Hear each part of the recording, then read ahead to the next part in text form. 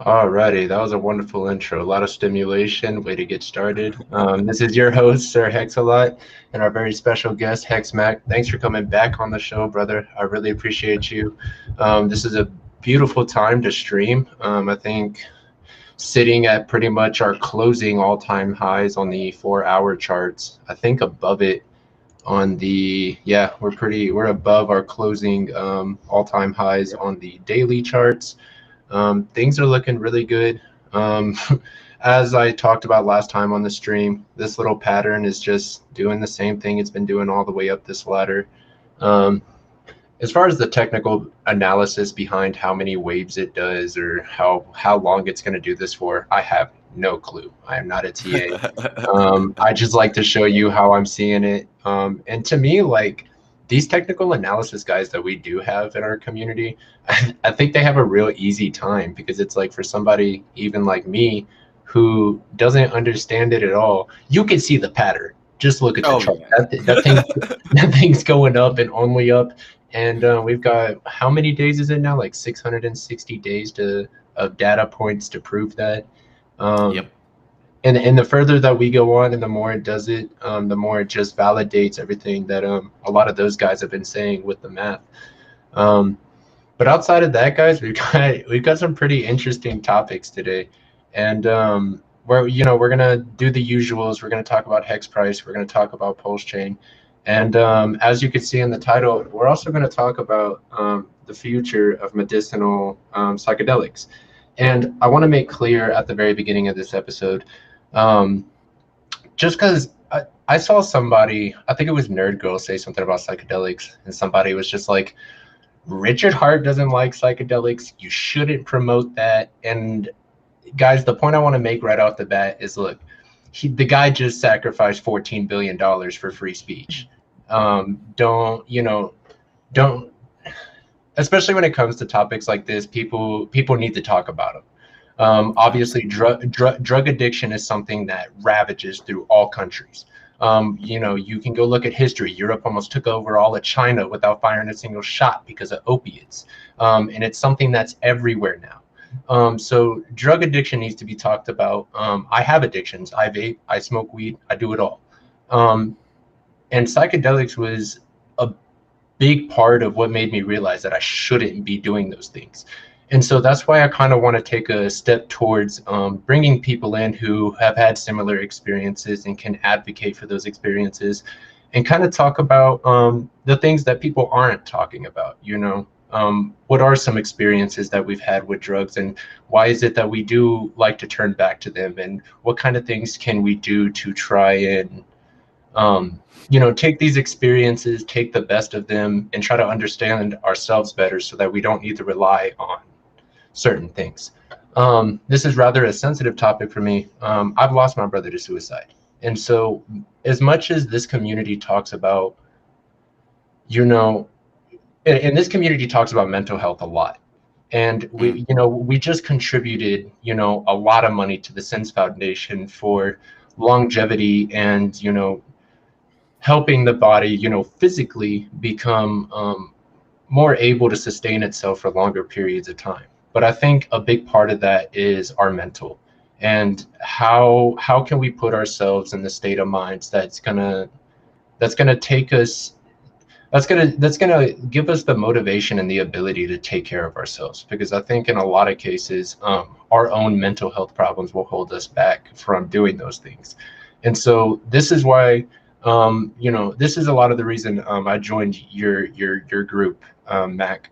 We do have a new Telegram chat for anybody who's interested in talking about these kind of things. Hex Psychonauts is a new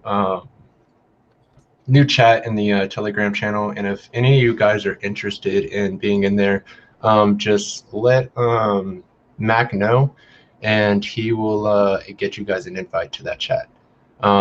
This is an open conversation kind of thing. This is not a hey guys, if you haven't done psychedelics before, you should really try them. Me personally, I haven't done them in over a year now. So this isn't at all that, and I don't want people to think like I'm shilling psychedelics to them. This is a share of experience because um, you know really, it's really kind of weird too, because in a lot of ways, I don't think I would have found Hex if it was for psychedelics. And I think that's more straight causation. You know, a lot of things were happening in my life at the time that these ladder of events just kind of, you know, led me to Hex. So I wanted to really touch in on a lot of these subjects, talk to you about them, because I know you're one of the advocates, and I know we've got many other around the Hex community. And it's not even just us. I mean, I look at a lot of people, like for some reason, the first people that come to mind are Mike Tyson and Joe Rogan. Um, you know, there's a lot of people out there, a lot of successful faces, in fact, who you know talk about life-changing experiences in psychedelics, and Mhm. maybe maybe it is just, you know, maybe it is just a drug that made you, you know, see or feel something that never actually existed. But experience in anything can go a long way. You know, if an experience can change how you feel about something, it can change your whole life going forward. And this is a lot of the research that they actually have in medicinal psychedelics. I actually have a book here, and it's on the state-of-the-art therapeutics and advances in psychedelic research. It was written by, I forgot what the guy's name is. He's a guy at the University of Arizona State, and he what was his specialty? And he went to school. He worked in their department for evolution and social change, and he worked with another guy from Maryland, I believe, who worked with PTSD patients and addictive patients. He was a psychiatrist over there, and these guys kind of came together and kind of put together, you know, the known research that we do have about psychedelics. And it blew my mind to know some of the things that are going on around the world, and not really happening here in the United States because of a lot of media backlash we have against psychedelics. I blame a lot of that on Tom Leary trying to turn us into a fucking, I don't know, psychedelic utopia over here in America in the 60s. And that's why you saw a lot of people come out and have backlash on a lot of the studies that were being done. Because I know, I'm not going to go into too much detail on conspiracies, but I know there's a lot of saying that the military was using them for certain things, and you can go back and see all types of malicious reasons for what psychedelics were being used for. So it doesn't surprise me that we have the media backlash that we have today. But I can also advocate for the fact that I've read upon the research studies that have been done on, you know, addictive patients, PTSD patients, people with depression, people, and you see it all over the world. One of my favorite ones that I read upon was a study. We talking about drugs, me likey. Yeah, man. What was I saying? I completely lost my train of thought. I'm sorry.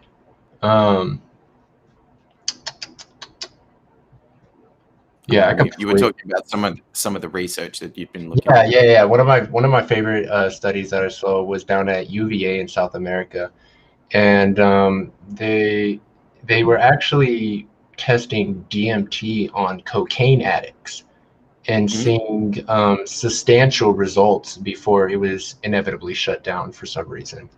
I don't really remember. Always gets shut down Yeah, unless it's done yeah, in the correct way, yeah, and they definitely. have the right licenses and all of that kind of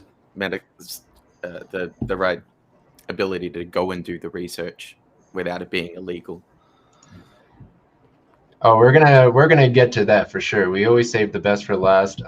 We agreed we were gonna talk about some of this stuff, so I figured I'd just hop right into it, get it out the way, and then we'll get over to this chart porn over here. But yeah, the big advocation that I want to have whenever we're having this conversation is that I've seen people that have gone to therapists for certain things, whether it's PTSD or anxiety, depression, bipolar 2. And some of the medications that these people are handed are just absolutely disgusting in my eyes. I mean, they're droopy. And for my look, Recreational use, we can have that conversation another time. But I can guarantee for the shit that they're handing over the counter like candy, we should have some kind of paradigms for medical psychedelic use. I think it could be Absolutely. more effective and it could do less damage to the brain than some of the shit that they're handing to people, for real. Correct. Yep. No matter what your view on it is, because the matter of the fact is we don't have any paradigms for mental health right now. We don't. Correct. We don't have any paradigms for mental health. And so when I look at psychedelics, I think it's worth a try. I think it's worth a try to have some kind of funding in the research. And again, like this is an advocate for somebody who hasn't done this stuff in over a year. I don't think it's something that should be abused. I think it's something that should be an option for people who are really struggling with mental health problems. And so I think a lot of people, see people talk about these things and maybe they've never had exposure to it and it seems crazy and exotic to them. But guys, it's not. People have been taking psychedelics as far back as we can find in history. Correct. In the same way that they've been using medications. Regular. And there's symbols and references to all of that littered through like all religions, through all times and places where humans have existed. I mean, I think Christianity, the Dead Sea Scrolls, which was eventually turned into like the Bible and stuff like that, they have references to flying saucers and aliens and mushrooms and all of that kind. And Yeah. and that's some of the oldest recorded human history that we have. So it has like these things have played a role in our development across thousands of years. And I think the big thing that people have against drugs is it creates something in your mind that's not really there. And this is kind of where I hop over to the subject of spirituality. And this is a real thin boundary, and I'm not going to walk it for too long. But I think we all have a different perspective of what spirituality may or may not be. And I think having an experience that other people simply cannot relate to is important for everybody to have at least once in their life. Absolutely. And look, for some people, it may never require psychedelics. But for some people who are struggling to find any experience that gives them a change of thought or a change in reality or just a few seconds to kind of take away from what is everyday life, they might see things from a different view. And so I think that's where the effects in psychological medicine really come in handy, because again, we don't have I've seen it everywhere. People are offing themselves left and right, and that is, oh my God, that is a result of mental health problems. I think there's some weird statistic or some crazy statistic that it's like 23 veterans kill themselves every day. Yeah. Like there's a whole group of people there that need this medicine. I mean, maybe need's not the right word, but we need to open up the doors to potential options that can save people, that can help people, that can heal people. Yeah. We send people to war. We send people to the most horrific environments that man could go into, and then it's just kind of like, here's some pills at the end of it. Here's something to deal with the trauma that you've absolutely you've had imbued upon you. It's like we need to start looking at the options that look, they may be slightly controversial, or they might be slightly looked upon in an incorrect way because they get framed under the banner of just drugs as a whole. Yeah. And there's a negative connotation to the word drug in general, but almost everything is a drug. I mean, coffee's a drug. How many drugs are glorified in this society? But then these things that are, can change perception, can open you to a spiritual existence, can free you from some of the concerns and worries of everyday life and heal. These things are vilified and pushed to the side of our culture. Yeah. Like the hypocrisy runs so deep at And guys, all let me levels. tell you, like even like full on, I've been on 6 tabs of acid and not been as fucked up as I've seen people on alcohol. Oh, Like like I could straight up have the walls melting beside me, and at least I could still walk straight. Like mm, you know, like it. Look, I'm. That might sound crazy to some people, but to me, it's even crazier that again, like we have people on the roads with alcohol. Like we yeah. have people walking or like, and let me tell you, that shit is more disorientating than any psychedelic I've ever used. And it kills more people. I Yeah, mean, just based on go look at fucking like go look at the death rates. statistics. Go look Yeah, at the statistics. They are, dude. They're so lopsided. It's not even funny. I mean, I alcohol think there's kills more people than almost like marijuana, yeah, psychedelics, anything combined and that's every not year. and that's not even just from the disorientation. People straight up die from alcohol poisoning. Yes, Like yeah, yeah. their And then bodies literally cannot handle it. absolutely, like all of the murder accidents, all of the like people walking in front of like it's we've put these It things in the society on a pedestal which should not be on that pedestal. we're At the minute, it's like sugar, alcohol, tobacco. It's all of the things that are just yeah horrendous for people physically and mentally. We glorify that, but then we like at the same time we point our finger and we judge those that yeah are and that's looking the at natural, thing. clear options. It's And that's just and that's one of the things I just wanted to really hit on is I've seen a lot of advocates for it in the hexican community, and I don't want them being bashed for it, guys. Like, dude, like again, like we just sacrificed how much money for free speech. mhm. And somebody kind of comes out and they're like, hell yeah, I'm in this community where I can express these things that I've experienced, and Yes. this is enlightening and beautiful to me, and I want to share it with other hexicans. And then they're just like, you shouldn't do that. No, you shouldn't tell people what they should or shouldn't be able to express in this community, because we're an open community. And Absolutely. straight off the bat, like we're not going to alienate anybody for any ideas that they have. So obviously we want to stay educated, and we need to have educated conversations about it. And obviously we're not just growing shrooms in our backyard and selling them to kids after school. That's not what's happening. Correct. We want people to have options, because you talk about war and you talk about the things that these people have to go through. If the last Mm. year and a half hasn't been an example of any government doesn't give any fucks about any of us, there's tragedy happening to people here on the homeland, and they just Oh brush my it right off the God. side. They The brush it amount right of off the side. unnecessary suffering that exists in this world just Yeah. because people don't know how to treat other people is fucking disgusting to And me. what people It is. have to understand is that like mental health, it doesn't really take any substance. It can be passed on from generations. And if you look at the past 100, 200 years, you can understand why there's a lot of mental health floating around, and it's not really being taken care of in any type of way. In fact, it's getting Mhm. worse.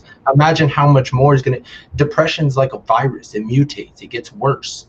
And it goes through human to human, and it passes on from generation to generation, whether it's addiction, whether it is, anger issues, physical violence.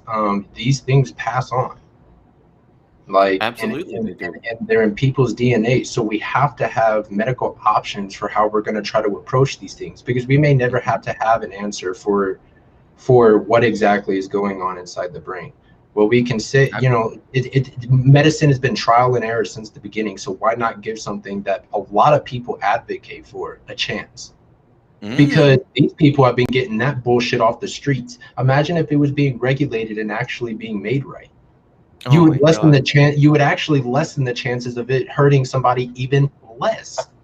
Absolutely. Do And you know so much about the laws in Portugal? I mean, they've decriminalized everything there, and the crime yeah. rate went down significantly. Well, Because what happens is that, like, when you make these things illegal, what happens is that you create a black market, or you create a market where you can't stop this. Like, it and it doesn't becomes matter what you exactly. do. You're not going to Exactly. be able to And a like big part of the control reason this. the big part of the reason that I stopped is because I was getting it off the streets, and I was starting to do it a lot, and I just became convinced I became convinced by the fact that they were putting something addictive in the LSD. You know, the shrooms, I could do them and I'd feel just fine, but something about that LSD, I wanted to do it again and again. Yes, So not I just had to not stop. knowing. You know, I had to stop getting it off the streets because, you know, when people are because shrooms, those have to be grown. You know, LSD is a Absolutely. man-made drug, so if you're getting that shit off the street, it's dangerous. And so, you know, and that's a really good point. You know, we need to legalize these things because drugs are a mental issue. Addiction is a mental issue, not a legal one. We need to create paradigms where people have options to figure out, why is it that I turn to these things, and how is it that I can turn away to better my life? And Yes, to some people, it might sound crazy to do more drugs, but the matter of the fact is that for a lot of people, trying to just turn away and go cold turkey is like throwing a fucking ball against the wall. It's just going to come right back. absolutely. And so we have got to start creating different highways, different paths for people to at least try different things. And I think Yes, psychedelics is a excellent path for making people realize, hey, I need to better my life, because it did that for me. And even though I still same for struggle me. with addiction, and even though I still struggle with addiction, like I said, you're not going to get rid of that shit right away. It was a first step for me to realize, hey, I'm not doing good. I need to do better. And I stepped away from the psychedelics, and I promised myself I would not go back until I got rid of my addictions. Mm. You know, so you know, These it's are these are big moments in a person's life, man, as big, well. And big if moments. these things, if you can like focus in on these things and have them brought to your aware attention, then you can do something about it. But people get trapped in these cycles of like not only violence but abuse and addiction, and it's cyclical, as we were talking about earlier. It like Yeah. it spreads down family trees, it spreads down human existence. And Where sometimes when everything, and a lot of people who have hit rock bottom will know, sometimes when you Mm. get to that point, you have got to fight fire with fire. And Yes, that sometimes implodes on yourself. But guys, like, I know 110% I would not be where I am. And I don't even know if I would be in Hex if it was not for psychedelics. And that's crazy to mm. think about, because maybe I just view it that way. But Yep. whether I view it that way or it's reality, it has changed my decision making on a day-to-day basis. I've got an even deeper level for you with that. Whether you view it that way or whether it's reality, how would you ever tell the difference?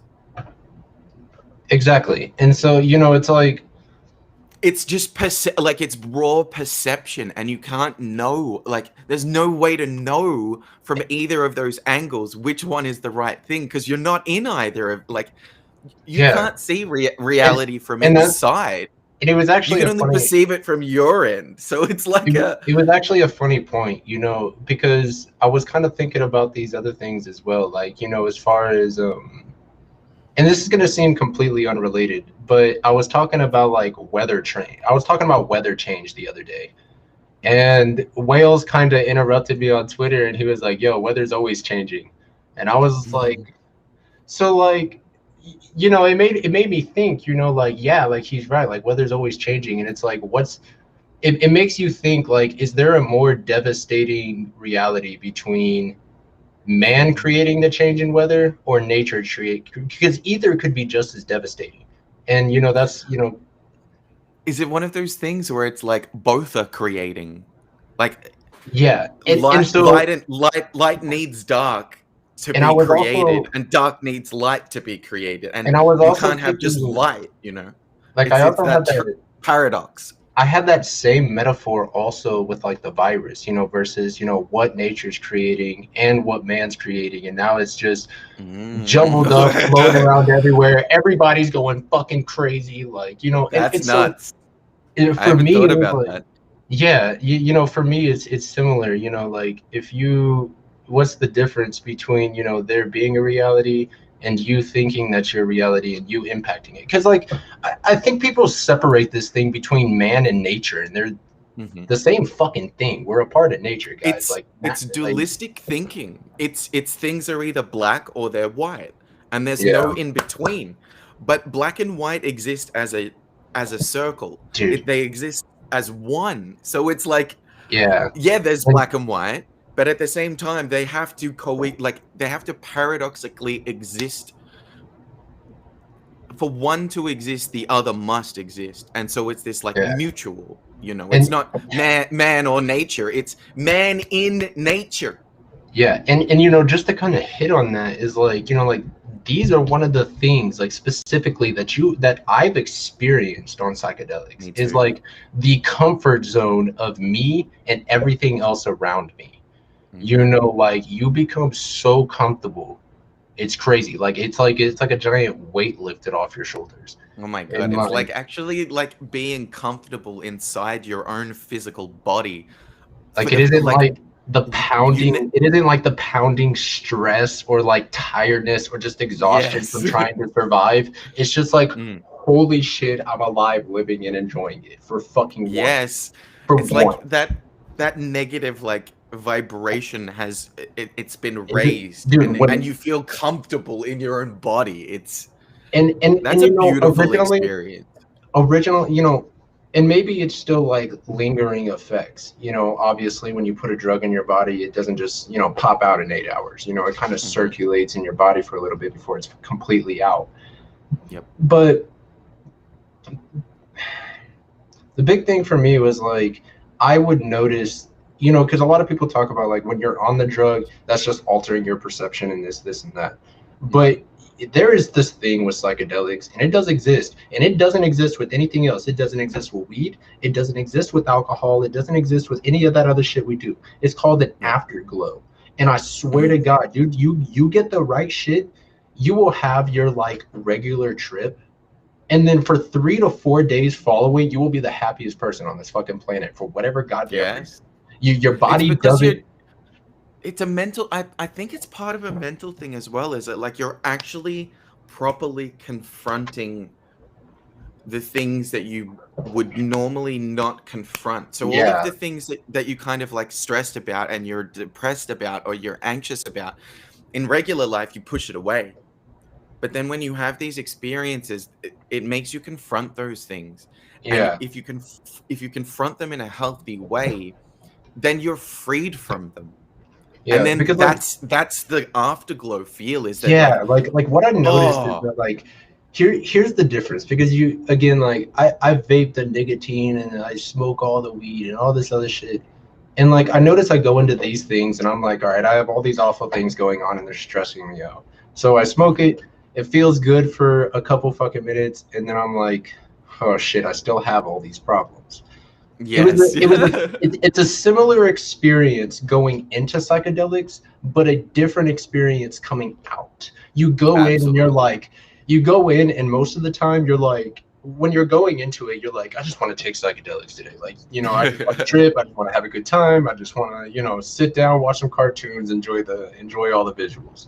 Mhm. And then you come and going into it, you're like, I have all these problems though. Should I really be taking psychedelics today? And then you're kind of scared of the same thing. Like you're scared of the same thing. Like you're going to take it and then it's just going to be over. And then you take it and then it is over. And instead of that fear of all that being there, you're like, I got to get this shit out the way. So it is like you Yes. said, like it makes you face it. You're like, you go through that experience and you're like, God, I do not want all these things that are having a negative Mm. impact on my life. I don't want them here because they are completely, they are avoiding from me being in that space with all those positive vibrations. Yes. Because let me tell you, Yes. that Y the things you feel on psychedelics, they may be induced by the drug, they may be provoked by the drug, but there is not any drug in the world that is going to create happiness. It just Mhm. kind of influences it and makes you perceive something differently so that you feel happy. But those Yes, feelings and are the real. Those yes, feelings yeah, that you and feel, they're real. And yes. so And that's the experience itself is real. Like, it's not some, like, bullshit, like, "Oh, I'll go into church and I'll pray and I'll knees and then God will he'll deliver it onto me." It's like, this is a real fucking experience. Like, Yeah. it's a Yeah. repeatable experience. It's a, if you take this, this happens. It's Yeah. not a fluffy, like, oh, you know, this is repeatable. It's real. Yeah. It is, And it let me tell is, you, the only way, and this is the craziest part about psychedelics, is that like it's kind of like Hex in the fact that it has a truth engine. You start abusing them, they're gonna kick your ass. You start yeah. abusing them, they're gonna kick your ass. You literally can't Mhm. abuse them because they will whoop yo ass. You will find yourself Yep. crawling yourself back to sanity at the bottom of a hot shower. And I can Oh say yeah. that from experience. You Same. if you go into this thing and you start abusing them, they're gonna beat the shit out of you. You know, Yes.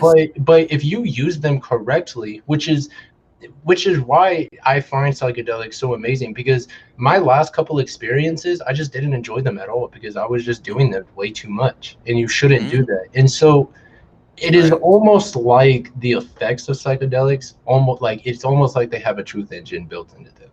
They do. Like It they, has it. That is an extremely true statement, man. it's Not only is it like, in terms of like, it'll let you know when you're over abusing it. It'll let you know if you're not being fucking truthful with yourself. Is the most yeah, important part of it, because you'll look at your life every day and you'll kind of go, oh, you know, am I being truthful am I aligned properly as a human being with what I'm saying and what I'm doing? Or am I like, am I lying to myself? Am I lying to people around me? Am I not truthful about everything? And it like, it just, it will slam you up against a wall and go, you're fake, motherfucker. Like, this is like all you're not, bullshit. yeah, like Like, you, you never stare into the mirror on I've been there. psychedelics. And yeah, man, it It'll really call you the fuck out on your bullshit, is what because it will do. the other shit, you know, like the nicotine and the weed, it's like, come on, come get some more. You know you want it, and it's just like Yes, it's so suffocating to have that kind of relationship with any kind of drug. And so, you know, absolutely. it's very healthy, I think, to have a kind of drug that'll give you such an amazing experience, but completely flip that coin the second you start acting out. Yes, You yes. know, And it's it's almost like you're realizing for yourself how you need to act and behave, and how you like, it's showing you that like flip side of like, oh, here's your negative behavior, here's your addicting behavior, here's where it ends up if you yeah, keep going down that path. Here, like, I'll show you it. I'll show you how bad this can be, man. yeah, Like, and it's up to you in those moments and those after those experiences to kind of go, oh man, this is where I can improve. This, like, and it all always comes back to like healing and evolving, and like expanding consciousness to be bigger than what it is, so that we can pull more ideas from this thing, so that we can yeah, live better as humans.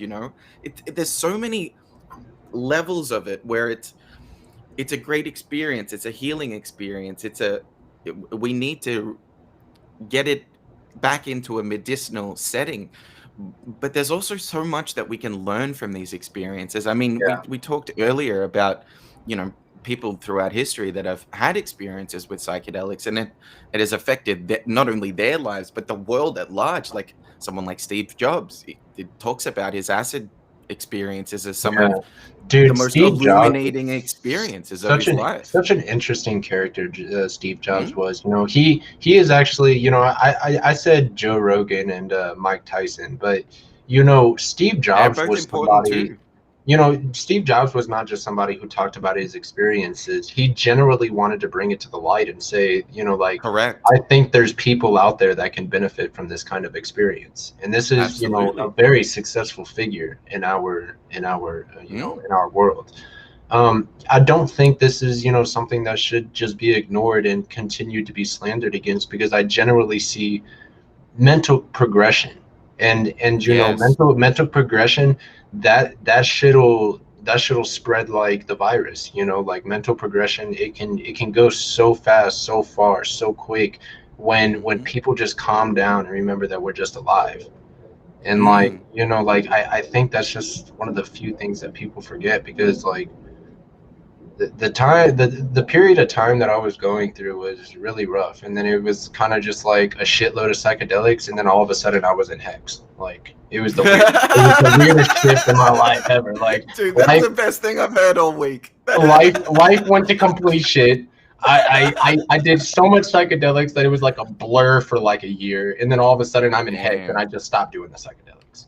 Mm. You know, and also like That's awesome. Hex was a big part of that too. Hex was a big part of me, you know, stopping that, and you know, it's kind of taking a step back, you know. So there is an important, you know, there is an important message to make, that if you're out there and you are an advocate for psychedelics and you're doing it a lot, I do recommend that you stop and take a break and step away from it for a little bit, because it's Absolutely. not something you should be doing all the time.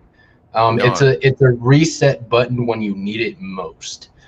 absolutely. It is not something that you should do all the time. It is not something that you should be telling your 8-year-old brother about. It's not, you know, like I'm Absolutely not, not. you know, I'm not trying to push this onto people. I'm trying to say that No. I am an advocate for having options in the therapeutics of psychedelic medicine. So I'm going to cap that off there. I really wanted to have that conversation because I know a lot of people talk about it within our space, and I wanted to let people know I'm comfortable talking about it, and I'm comfortable with other people coming to me and talking about it. Even if you completely disagree with me and you just kind of want to argue against it, maybe you have a different experience. Mhm. I have a friend who got some, he might actually come on the stream. He might join us at some point today. It kind of just depends when he Cool. gets back. He said he was doing some stuff. But you know, this guy, he got some acid off the streets, and it fucked him up. He can't even smoke weed anymore. Even smoking weed like hurts his body. Damn. You know, it's dangerous, guys, and it is drugs, and you should be worried about doing them or not doing them. But there is a better side to it out there.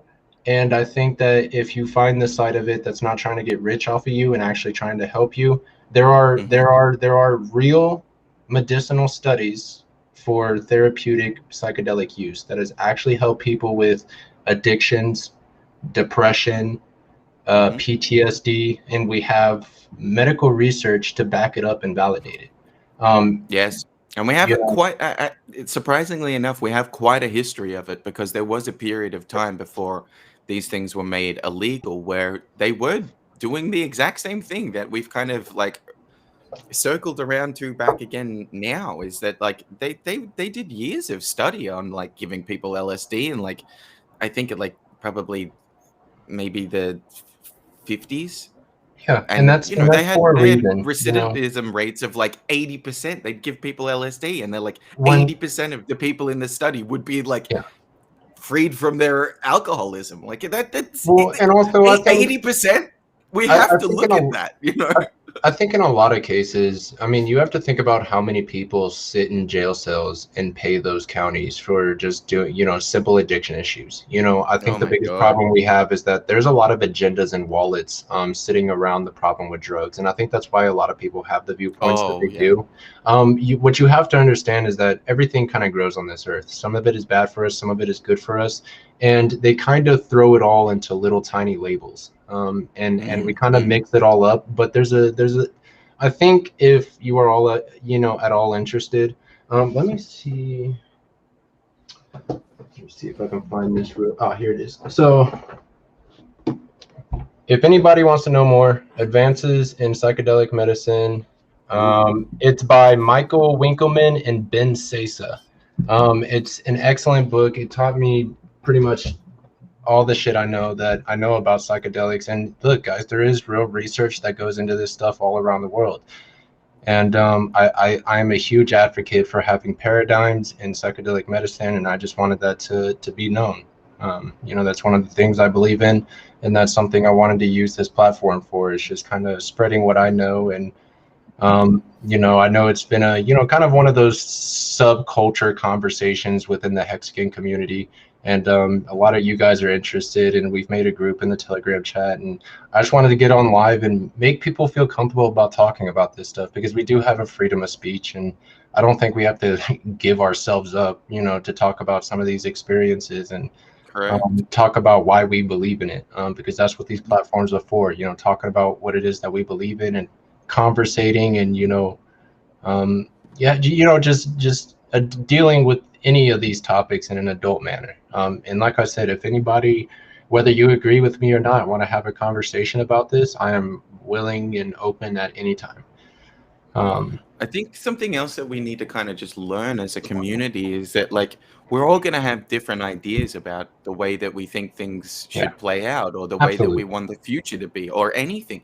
And really, like, it should be respect, or it should be a meritocracy where the best ideas win. It's not about what you think is good or bad, or like if there are things out there that can help people and alleviate suffering and bring about new mental paradigms and health paradigms, we should be looking at these things with reverence and respect, and great respect, in the sense of, like, no abuse of these things. Like, if we can figure out the benefits of these things, we should. It's almost like an obligation as a society, as a mature society. We should be exploring all options all the time.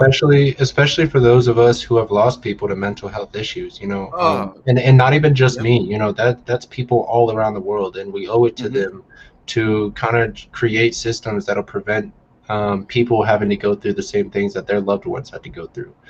And I believe psychedelics is just one of many types of systems that we could have. It may not even be psychedelics that we need, but I know we don't have any right now, and I think it's something that should be talked about, because like I said, there is research around the world in countries, decades of research that goes towards kind of the mental health benefits of psychedelic medicine. So I'm gonna cap that off there. Let's give the people what they came for. Hex is killing the fucking game. Same old fucking game. Same old shit, different day. Matter of fact, let's take a look. I want to look at nomics. Beautiful. Damn, we're about to crack 100 bill. Yeah. I know we've cracked it a couple of times. We cracked 100. Jesus, that's ridiculous. I mean, I think whenever I came into Hex, like, because I guess I came into Hex and I like tried it out for the first time right before the big payday. It was like a little bit of money, wasn't really anything. I just wanted to test out the system, see how it worked, get some of that big payday bonus. And then I saw it drop afterwards. And usually something drops, and a part of me is just like, that's it with that. That's how most people. That's how most people. It's on you. But there is just something telling me, like, there is just something really curvy and sexy about that 0.003 price, man. Like, I was not. I bought that shit. I was looking at that. I was like, you coming home with me? That 0.003 price was it was a beautiful price to buy at.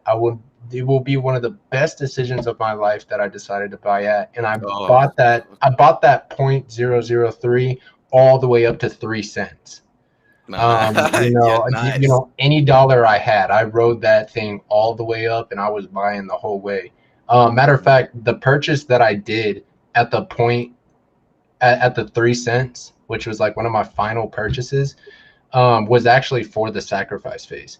And then that 3 cents went up to 18 cents, and I got it sacrificed in. I got it sacrificed in on that first day, on that flat rate at the beginning of the sacrifice phase. So nice. I feel like I played my cards. I played my cards fairly well on the sacrifice phase, and the last big stake I did was fucking government helicopter money. Just toss that shit into 15 and that was at 1.4 cents. This little helicopter money they sent me has turned into like 12. It's turned into like 12K in a couple months. Like, that's amazing. I was doing the same thing at the time. Like, the time of the sacrifice, I was like, all right, I've got to move money around. I've got to get like huge chunks of money in these accounts. And um, I have like a couple of separate bags. I've got like a retirement account bags. So I like transferred a huge chunk of money over and then put it into Hex, and it like 5x'd within like 2 months. I was like, oh man, I'm glad I moved that fucking trash out of fiat. Dude, for real, like people, I saw somebody. Oh, dude, I think it was my little sister. She's gonna hate me if she watches this, but she was like, she I guess she got tipped like $100 bill at work, and like she was just acting so happy, and all I could think is like, throw that trash into Hex. What are you doing? Like I get you so happy about it. Like it's like my percent. Like I see a piece of paper now, and it like for the longest time, it wasn't just paper. It wasn't just paper for the longest time. Since you have Hex, that shit is garbage, bro. You better just Kobe that shit into the trash. You don't even Kobe right to your Hex basket, because there's no absolutely crumple that shit into Are the people around you switched on like you are in terms of the crypto and inflation and knowing about money, or is everyone? Yeah, you know, I think a lot of people around me. It's been difficult for me because I think those first couple of months that I was really getting in, which was around the big payday, so December, January, going forward into March, before we started getting our really big jump here at the 1.4 cent level, where it just started shooting up. You know, for me, I had nothing to lose. I had absolutely nothing to lose. You know, I was throwing money in left and right. And, you know, the community members have kind of talked about it before, but I think when people know you, they know all your past mistakes. They know some, you know, whatever, you know. Yes, they're biased. The way you tend to latch on to things, and you know, like, they just, you know, like, until it becomes difficult to try to like explain to like, what I'm in is going to change your entire life. So you need to get it now, because it is not a matter of if you want to trust me or not. It's a matter of you're going to know now or you're going to know later. So I'm just letting you know, you can do what you want with it. You know, and I'm going to let you know later. And I'm going to make a YouTube channel. You can follow along. And you know what? Like that, I'm going to leave it there, because I'm not going to push you to go throw your money into something, but I'm going to let you know. And, you know, I have this platform. Come check it out. Because the matter of the fact is that, like, when it came down to it, it came down to, like, me convincing myself that there was nothing better to put my money in. Obviously, I'm not doing real well in life, and I'm working fucking 40 hours a week. So what else do I have to lose? Throw it in and see what happens. And as soon as I got my first confirmation that this, I think it was like a Wales only, and I think it was a Quant Gang episode where they, but there was some episode I was watching that had me convinced. After that, for weeks straight, everything I could, man, into Hex. Those early Quant Gang streams, legendary. They crystallized what we hoped and believed, and they showed you through the math how it was going to work. And the thing is, that was like, and they did it so well. They did it so well that you didn't even have to understand. Fucking G. You didn't have to understand the math to get what they were saying. Like, don't get me wrong. I've been to school for physics. I've taken everything up to differential equations. So I have a huge so, you know, of course I'm going to see it. But I could see, you know, like, again, like, you, like, kind of how I was talking about the technical analysis earlier. Like, you can see the patterns are there. They prove it through math, and you can kind of follow along. And you may not know how to do that process, but you know that they confirmed it with legitimate numbers.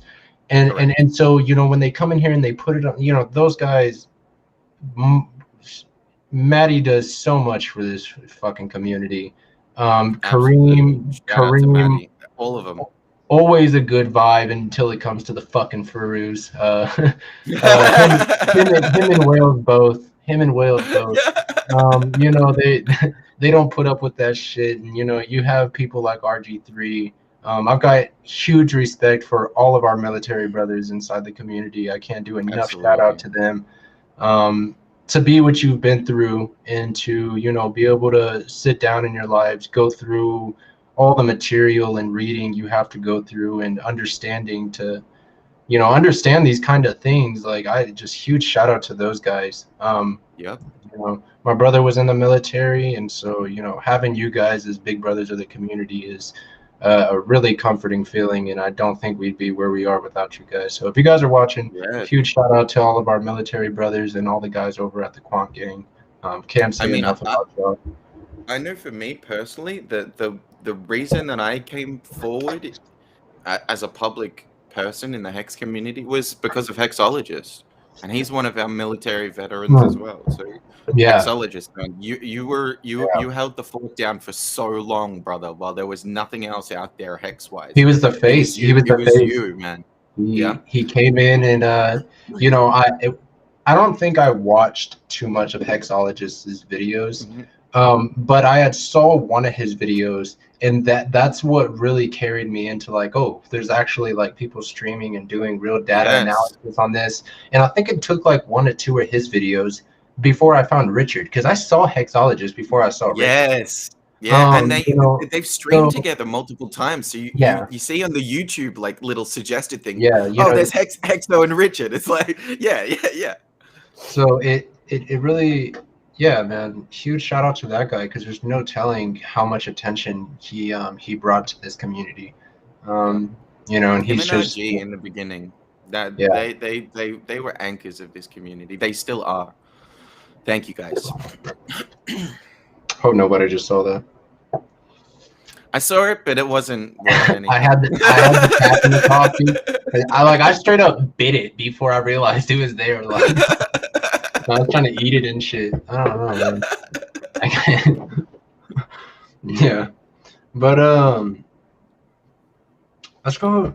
I don't think we've had too many people in the comments, but I'm gonna just go over here. Benny, I popped up your message earlier and kind of put it down because we were just going, man. I appreciate you for stopping by. Yes, we are party animals when necessary. We are also serious when necessary. Sleep on shrooms, that's crazy. No sleep for me, at least 8 hours after, and sometimes the effects linger the rest of the day and I can't sleep. Yeah. I get that too. Me personally, there's a lot of people that I met that were like, I love the trip at night. The dark makes it better. But for me, like they said, like, I guess it makes the illusions better. But for me personally, I always like tripping during the day because they do last, depending on what you take, it does last 8 to 12 hours. And so yes. I like to wake up in the morning. I like to take whatever it is that I'm taking and eat a sandwich. I feel like it's really absorbing. And a sandwich of any kind, and just make sure you have plenty of water, have yourself some snacks. And by the time it's bedtime, dude, trust me, once that stuff wears off, you're going to be tired as hell. You're going to get a good sleep. And then you can just get back to your problems the next day, get that reset. Yeah, not a lot of comments in today. That's all right. This was really a bit more low key.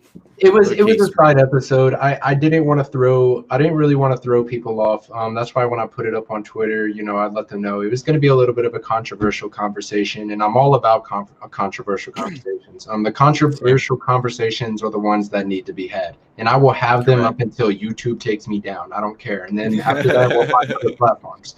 The controversial conversations, they need to be had, and they need to be had in an adult manner. So, like I said, you can disagree with me, you can agree with me. Come have the conversation anytime, because that's what this platform is for. Yep. So yeah, I did plan for this to be a more low key one. Maybe people will check it out later when it gets circulated around Twitter or whatever. But I wanted people to know that we're comfortable about talking about anything on this platform. So. It's good that I'm sure in the future that there's going to be more of these conversations coming, and it's going to be more expansive. There's so many people. I think there's a lot of people out there who would want to be on this episode that not sure it's going on right now. We've got plenty of people that just we had some people in the chat that I know just weren't available today, but definitely wanted to get together and talk about these things. So, Oh man, we have like baby scratched the surface of this. yeah, I've been doing this for 14 years, man. yeah, I have some shit to talk about. yeah. And yeah, I definitely want to get more people in here and just have like a fun, low-key conversation about some of our experiences and go into more detail about that, because I think it can really open up some of us, and maybe we can relate some of our experiences, and see what kind of I don't know, see what we can draw out from all of that, what we can Yeah, conclude on all of our collective feelings on psychedelics and mm, all that good stuff. So absolutely. it's a conversation to be had. We're gonna have plenty, because I'm definitely an advocate. I know you are, and I know plenty of other people in this Absolutely. community are. And I want them to know that even though I know there's people in this community that disagree with you guys, I want y'all to know I'm always willing to have these conversations, because they did change my life, and I know for a lot of people it has too. And Same. I think that's important. Whether we take them going forward or not. I think if you had an experience that's memorable to you, it's valuable in some kind of way. Correct. If something can change your life, it can change somebody else's, and I don't want y'all to forget that. So this was an important conversation for me to bring up, because I want I want people to know, like, going forward, we're going to have people come into this community, and they're not going to really know exactly what we're all about yet, and there's going to be disagreements, and I want to kind of keep the glue there, and Me too. let you guys know that, because like I said, I think it was Nerd Girl, she had posted something. It was just really, it was just a harmless post, and somebody just That bothered me. I just mean, somebody had to, and it just it we're doesn't. adults, man. Like we're all adults. Yeah, We get to choose what we do. We get to choose what we talk about. I yeah. think that having that like critical angle of like, oh, but like this or that, keep an open mind. Try to keep an open mind to things. And there's no It's problem with disagreeing. absolutely My biggest problem with the reaction to her post was, you shouldn't say this or this because Richard Hart doesn't like that. And correct. it's like, guys, like, Richard Hart's a busy man. He doesn't, what makes you think Richard has time to sit down and take some psychedelics? He doesn't give a fuck about that. Like, he's such a successful person, and he's a thought leader that, maybe he just doesn't need that kind of thing. But Absolutely. maybe It's not for everyone. yeah, and Absolutely like, not. and he's gonna have his opinion, and he's gonna voice his opinion the way he sees it. That's Richard. We all know Richard. But I don't think that necessarily means that all of us have to fall in line and forget the experiences that have changed our life. Correct. And it's Richard is a very valuable person to this Oh community my God. for a reason, and that's because he's already so mentally in shape. These are Absolutely. this is a conversation for people who are trying to take steps towards that. And I believe psychedelic is a stepping stone to mental health. I don't think it's the whole thing. I don't think it's going to solve all your issues. I don't think you can just take drugs and solve all your issues, but I do believe it is a stepping stone to trying to build a foundation for your mental health. Absolutely. So for somebody like Richard, it does not surprise me. He's like, psychedelics, what the fuck are you talking about? I got other shit more important to talk about than psychedelics. Absolutely. Yes. So that guy's doing crazy stuff right now, y'all. He's getting all that dose of good feeling he needs. That guy's full of good vibes. That's and again, I imagine my experiences with psychedelics, and I imagine trying to be somebody like Richard, and I can see that there's a connection there. I can, I can build Me too. there, and I can, I believe it's a road I can walk along, and hopefully end up in a place that Richard has found himself to Yes. use creation to change the world. Because Yes. that was also another part of my mind that it opened up. It really just kind of, relieved me of my lack of creation, man. Like, you take some acid and play some Minecraft and see where it goes. You'd be surprised. Dude. And, just don't overdo it. But like, I think a lot of people can just relieve so much by just sitting down and creating something. And I think again, somebody like Richard not giving a shit or not thinking that it's, this doesn't surprise me. But I don't think anybody should take that to heart and go tell somebody who, has different feelings that they shouldn't talk about that, because that's not what this community is about. And if our Yes. $14 billion towards sacrificing for it isn't proof enough, I think you should go take a look at those numbers again, because, that was purely, that was the majority of that sacrifice was for free speech. That's what Absolutely. we marketed it as, the entire time. So if you put your money in there and then turn around and blasted Nerd Girl because she said something about psychedelics, that's just hypocritical. So I think it's good to hammer the point home about, like, we're not doing this because we're trying to advocate anything that's bad for people. We're trying to help people. We're trying yeah, to heal people. We're trying this to is upgrade people. So it's the intention and the spirit of what we're doing this in is for a good cause. It's for healing like humanity or I'm helping not humanity, you know? like I'm not getting paid to send you out of y'all's fucking grave. Like you're not gonna Yeah. send $20 to never wake up again. This is testimonial. They have changed and bettered my life in certain Mine too. aspects. And when it comes to mental aspects, you're not always gonna find that out there. Somebody's not gonna just, it's hard to go, I guess for some people you can go and buy things, and or you can go and do something that might kind of relieve that. Um, there's some intrinsic values that you can't get without digging into your mind a little bit. And Yes.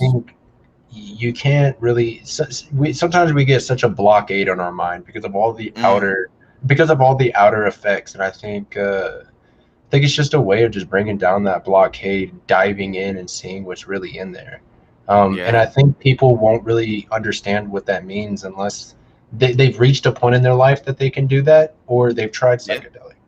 Because Yes. again, some people can reach, there are people, meditation's a good one. Meditation, Mm-hmm. for a lot of people, meditation can get you to this state of, higher vibrations. I did a lot of meditation in high school. I have found it increasingly difficult as the stresses of the world kind of compound on my shoulders. But Yes. Yeah. you know, in high school, before I realized what problems were, I meditated a lot, and it did Mm-hmm. help, get to those higher states of frequency. And, you Yep. know, maybe these are just arbitrary ideas, and you're like, look at this fucking tree hugging hippie, these are I, very arbitrary ideas that we're bringing to you guys, mhm. but they I are would real. say in counter to that is like, okay, what's the effect that it's had on your actual existence? Has it changed your mind and your I get reality? deeper into it. Because Psychonauts. these can be ideas and concepts, and we can explore all of that stuff, but has it changed your actual world, like your internal world, your external world? How do you relate to those two things? Do you relate differently? Is it a more freeing relationship that you have between these two things? There are actual things that you can measure in reality that have an effect on your world from just being involved with these substances. So uh, Yeah. I would counter against the people who say these are just some nice ideas. It's like, nah, like over the length that I've used them, my mentality is just upgraded. I've thrown away old bad ideas. I've taken new better ideas. I've created my own ideas. Yeah. And you leave you can kind of get an awareness of more of yourself through these things. So I think that anything that can showcase that, we should be looking at them. As you say, it's not a recreational thing. It's a educational reverence. I think it's a personal thing. I It don't is think anybody has any business telling you what to true. put or not to put in your body. And look, this goes a long that conversation goes a long way. That conversation goes a very long way, because obviously we have the situation with the vaccines. I'm not going to talk too much on that. I don't really want to. People are way too Same. heated over that shit. But and then it's not even things like that. It's conversations like abortion as well. Like there are certain things that if we want a better future, we have to give people the freedom to choose for themselves. Absolutely. Because these Absolutely. bullshit systems of legality that aren't helping anybody, they're just putting them in jail cells and then releasing them back into the world that fucking chomped them up to begin with.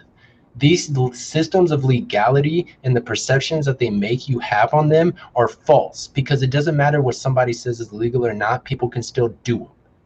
And Yes, so how do we create systems where we can get people to the stuff that's going to harm them less and help them more? Because let me tell you, the shit that people are buying over the counters, the shit that people are getting off the streets, it is a lot more harmful than the shit that we are talking about on this stream right now. Absolutely. And that should be absolutely recognized. Before we go further, I just wanted to thank T-Bird for coming by. Thanks for the funny comments. Psychonauts are us. That's beautiful. We should just go ahead and start the company now. Let me go ahead and run back through these. Entheogenic healing, I completely agree. It's a paradigm that we need. It's a paradigm that's existed before, and it was taken out because of media backlash and aligning people's wallets. And then this is a point that we made. I'm not sure if you were here when we made it, but psychedelics have been around for a long time. Spiritual, ritual reasons. Some of them, they just did it for the fucking fun of it. One second, let me think of the fucking name. I almost said Athens. That is so fucking wrong. It's not even funny. The Aztecs. These guys. These guys used to trip balls and chop people's heads off for the fucking fun of it. Like, oh, absolutely. Yeah. I'm not saying that's what I wouldn't recommend that. That's not the world we live in.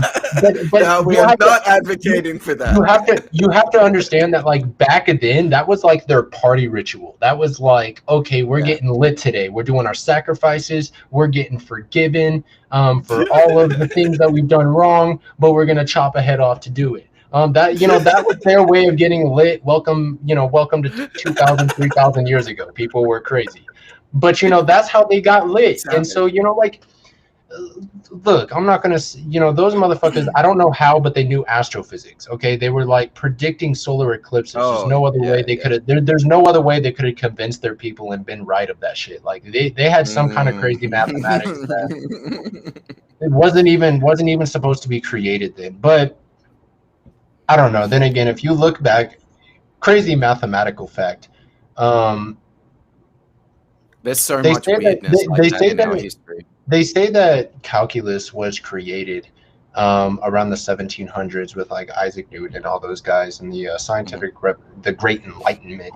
But in reality, you had people like Archimedes doing, you had people like Archimedes doing pre-decimal calculus with geometry, centuries before. So it's crazy to think about what the Aztecs really could have been doing back then, because even though those level of mathematics were not created, similar methods to get the same results were used in different parts of the world. So it's interesting to think about, especially when such a large part of that history is missing. It's interesting to think about like the unconscious mind in regards to that. Like you can pull these do these things just exist in the unconscious mind and then we become conscious of them, like mathematical formula and calculus? They exist there and then we pull it out of that thing, and we can pull it out at any moment? To me, mathematics is a universal language. If you really go into the base core studies of mathematics, it all comes from original like geometry, like counting, shapes. The very creation of pi was just incredibly insane, because the way we see something is kind of like this. Like, we can measure something if it was straight, but the second we tried measuring curves, shit got real complicated. Yes. Yeah. And so it's, I think math has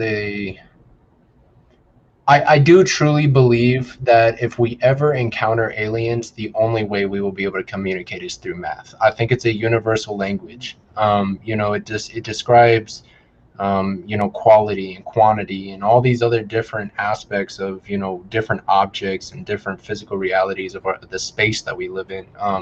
I do believe that it's a universal language. I do believe that, it may not be directly communicated in the same way, but Hmm. somehow, some way, I think if we ever come in contact with something else in the universe, we will both somehow know some degree of the same mathematics.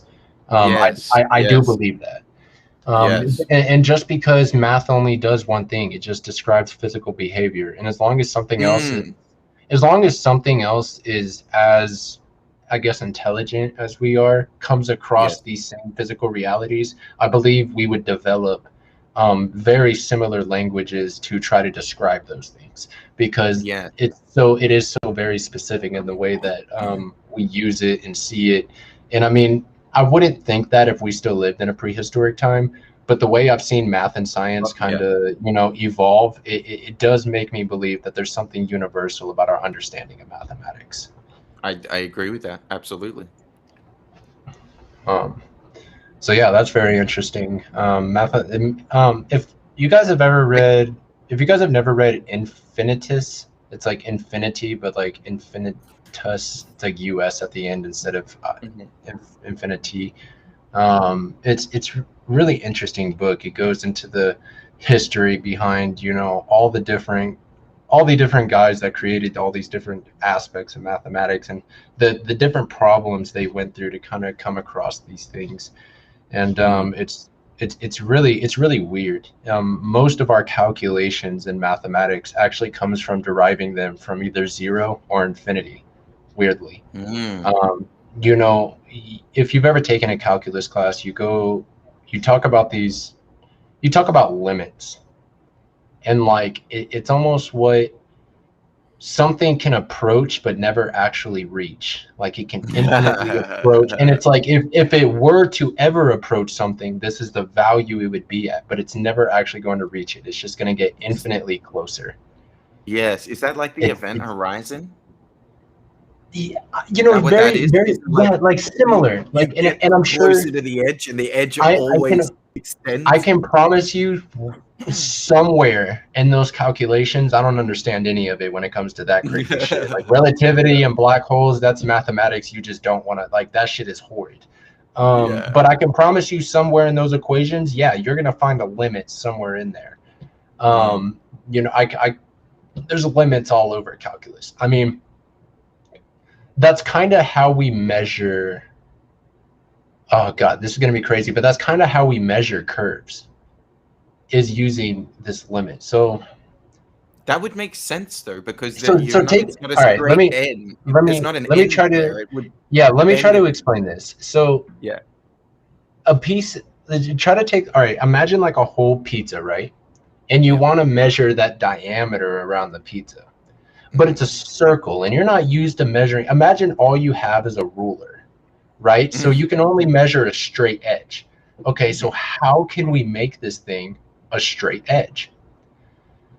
You could cut it up into 8 different slices and you can line them up diagonally so that it's crust on the top, crust on the bottom, crust on the top, crust on the bottom. Yes. You know what I mean? And you can line it up Mhm. kind of in a squarish shape. But what you'll Yep. see is that curve kind of still is there. Like it creates little lumps Yes. because of that curved lump.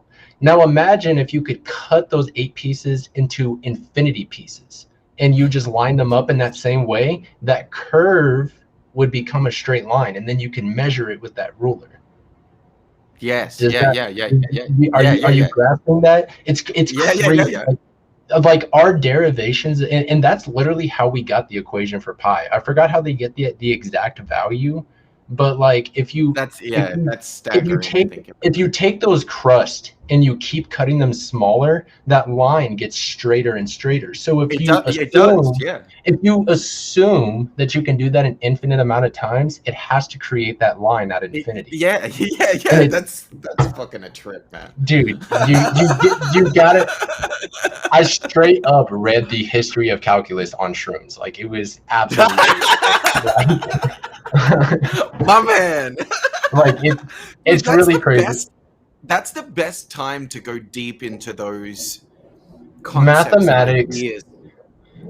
Your mind Look, is guys, just a blank slate in that I space. can't You don't think. have to like project your biases onto things. You can have an open, just a completely open mind to be able to Dude, look at things from different angles. It's like brilliant. I love reading and like I like just math going into because there's ideas two and things. concepts while I'm tripping. Yeah, there's two Go. things that I really love the feeling of. And okay. So whenever I've been on like shrooms or LSD, the two things that I really notice that I feel are like flow and balance. Like Yes. like flow and balance. Like things feel smooth, yet they feel equalized. Mm. Mathematics, man, like when you really dig deep into it, if you understand it, you can almost feel it around you. Like, you know, like things like the crazy machine of reality, man. Like Oh, it is dude. it is it is the most sickening roller coaster ever. Yet it is like if you really understand mathematics, like the world, you will have a whole different perspective on the world as of somebody who Oh, just doesn't yeah. understand mathematics at all. Yes. And for me, I was never real interested in like the arbitrary aspects, like how math is associated with finance.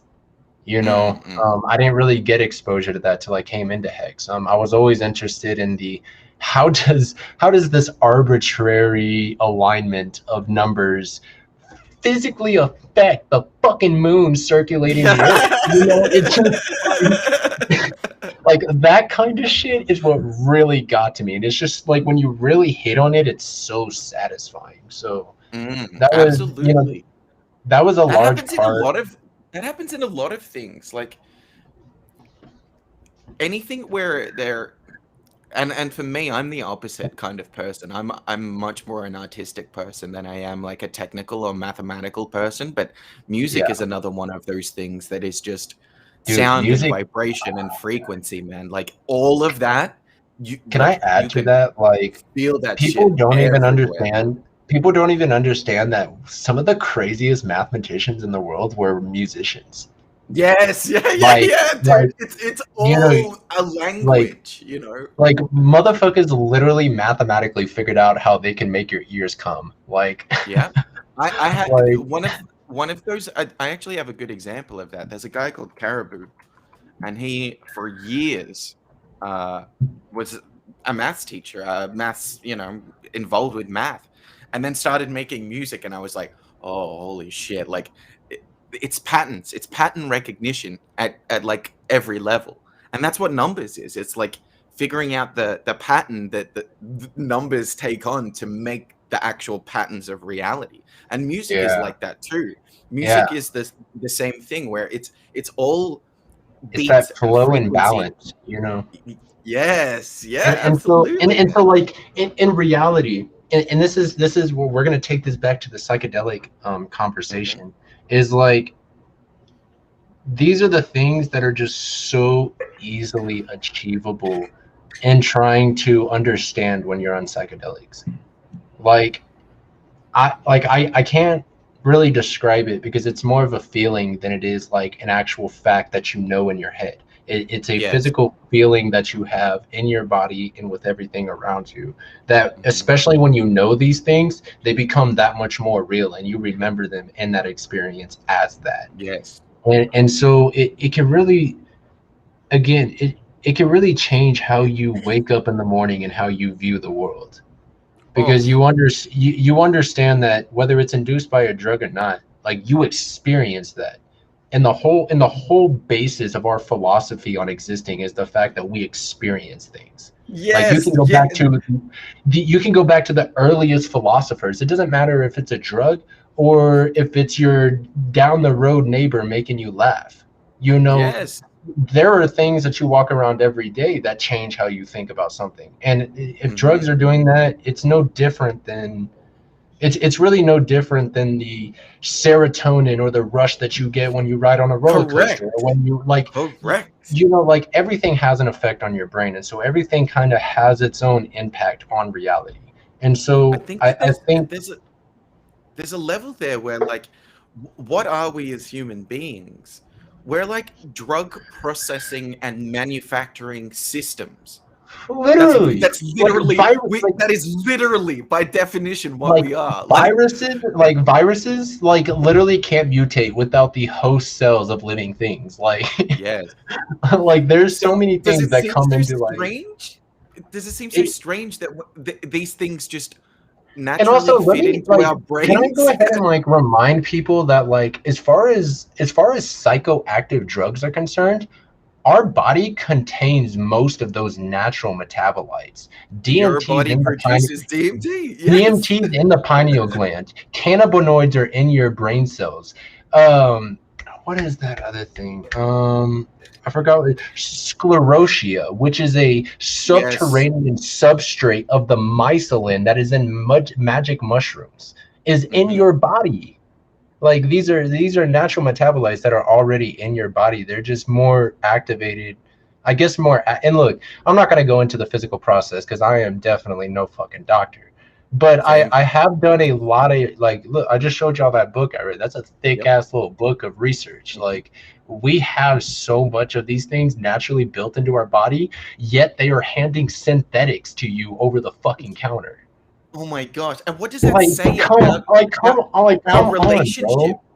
It like if these are in our body and we sever the connection to them, then we lose our balance in regards to Yeah, that like I would particular I would thing. much like I'm gonna be honest, like I would much rather take something that has components that are already in my body than something that's been Correct. synthetically made by some fucking scientist, and Hmm.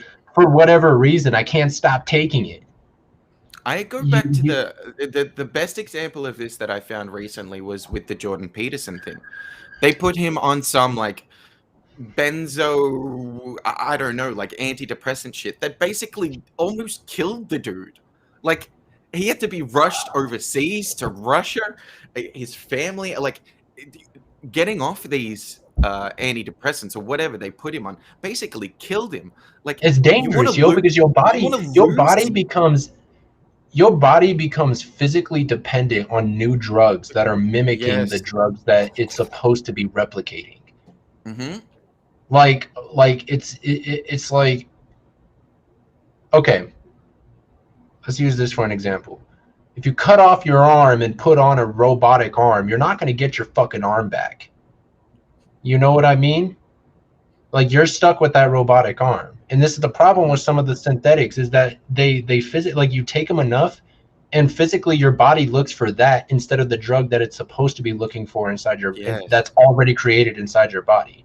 And so this is why this is another component of psychoactives that I'm particularly interested in, is the natural components of these psychoactives that already Mm. exist in our body. So instead of trying to create these fake mimics that are Mm. not doing anything for you except making you dependent on them so that you can fill the pockets of the fucking pharmacist, you're actually getting real things that are already existing in your body, and maybe it is altering your perception a little bit.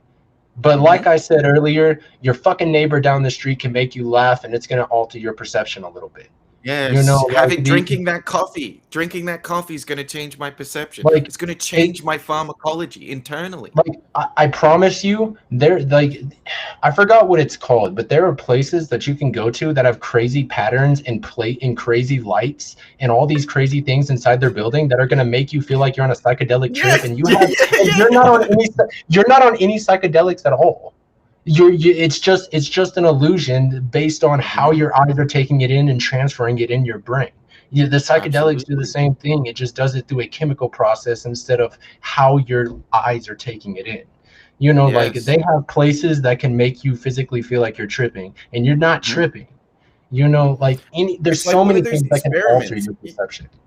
You've seen those experiments where they put your arm on the table and then they pretend to like whack it with a hammer, and then they put a fake arm there and they simulate the same thing, and it's like you feel like someone's whacking your arm with it. It's like this is all perception based. At Like, one level, dude, it's like how you perceive things matters. We can say that it doesn't, but it does. And anything that can change your perception, anything that can alter it, it just makes the world, it gives a more complete picture of reality in the world at a grander scale. Like, you're always going to have your human perspective that you can look through, but there are certainly other lenses of perception that are open to us as a and species, and we should look through them. and also, like, if you're somebody who smokes weed, yet you look at psychedelics in a weird way, you've got me Mm. confused, because they're Oh, literally yeah. like, marijuana is literally the bottom of the ladder of psychoactive drugs. Correct. If you've smoked weed, you have done exactly what we're talking about. It is Hmm. a psychoactive drug that alters your perception. So if you're somebody that smokes weed, but you're looking at somebody in a weird way because they took shrooms or LSD, they only did probably a stronger version of what you've already done. Don't judge those people. Correct. Yep. So Same thing that's for another thing. alcohol. I mean, alcohol is going to shift your perception as well. Do we It's gonna immediately shift say, your "Oh, stomach too. no, You're gonna get a beer gut. no You're gonna be looking. alcohol"? I think It's just, the problem that people have, or the reason that they're so pushed to the fringe, is that like they have the ability to change your perception, and that's dangerous yeah, to the middlemen peddling you the bullshit. Like, yeah. really, Like, for really, real, like, oh shit, I have the ability to think for myself. Oh shit, oh, don't do that. yeah, yeah. You Or know, like, I want a more natural option for things. like, I don't want to because be on these fucking like. also, I think people's general perception of how a trip goes is kind of weird. Like, I think people just like they imagine like taking shrooms or LSD, like everything just melting around you, and then all of a sudden you're just flying through the universe. Like, no, Yeah, no. that's not what's going on. Like, you're not gonna be in some. Now look, like some of the harder stuff like DMT, I've never done, High so I can't. dose, sure. I, High dose, high dose, I like mean, I yeah, can talk a little uh, bit about some uh, DMT if you yeah, like I like. DMT, dude, DMT I've reserved for when I am successful and I am a tech billionaire, a pulse trillionaire, and I have the freedom to go chill in a mansion on a fucking island somewhere. And we're gonna do it one day. Heck, psychonauts are all Oh, gonna get oh yeah, together and we're gonna oh get in a yeah. beautiful place and just have a great time. That is Mhm. that is one thing I'm looking forward to, and like it's like imagining little things like that is what keeps me from doing them now, because like I Oh, I know that love that. like That's great. during that period of time, like I was so disappointed in myself because like I smoked a lot of weed and I loved it and I enjoyed it and it was doing a lot of good things for me, and then I just did it too much and now it just sucks. Mm, Like I do it because it still gets that edge off, but it's so yep. hard to get it. Like I need to get a break in, and it's like Yeah, it yeah. was so easy to do with the psychedelics. Marijuana is different. Like it's Yes, they're a part of the same thing, but because like it doesn't have as strong as an effect, it's so easier to just want to go back to, because I can be yes. functional on weed. I can smoke weed, get that edge off, and Same. still be able to focus on homework or work or taking my Yep. dog for a walk. You know, when you take psychedelics, it's harder. You know, you're gonna have to sit Oh, down. You know, there might be some points where your body's uncomfortable. You just need to relax for a second. You know, like yep.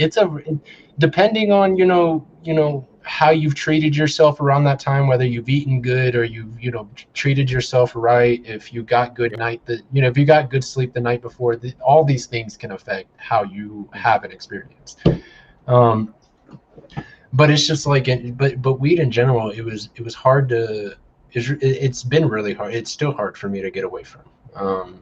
It's but I also, again, like my previous experience with psychedelics is what showed me like I need to step away from this, because prior to that I didn't really give a shit. I was gonna smoke till the day I died and not give a fuck. Yeah. you It's know funny how they can make you care about yourself again.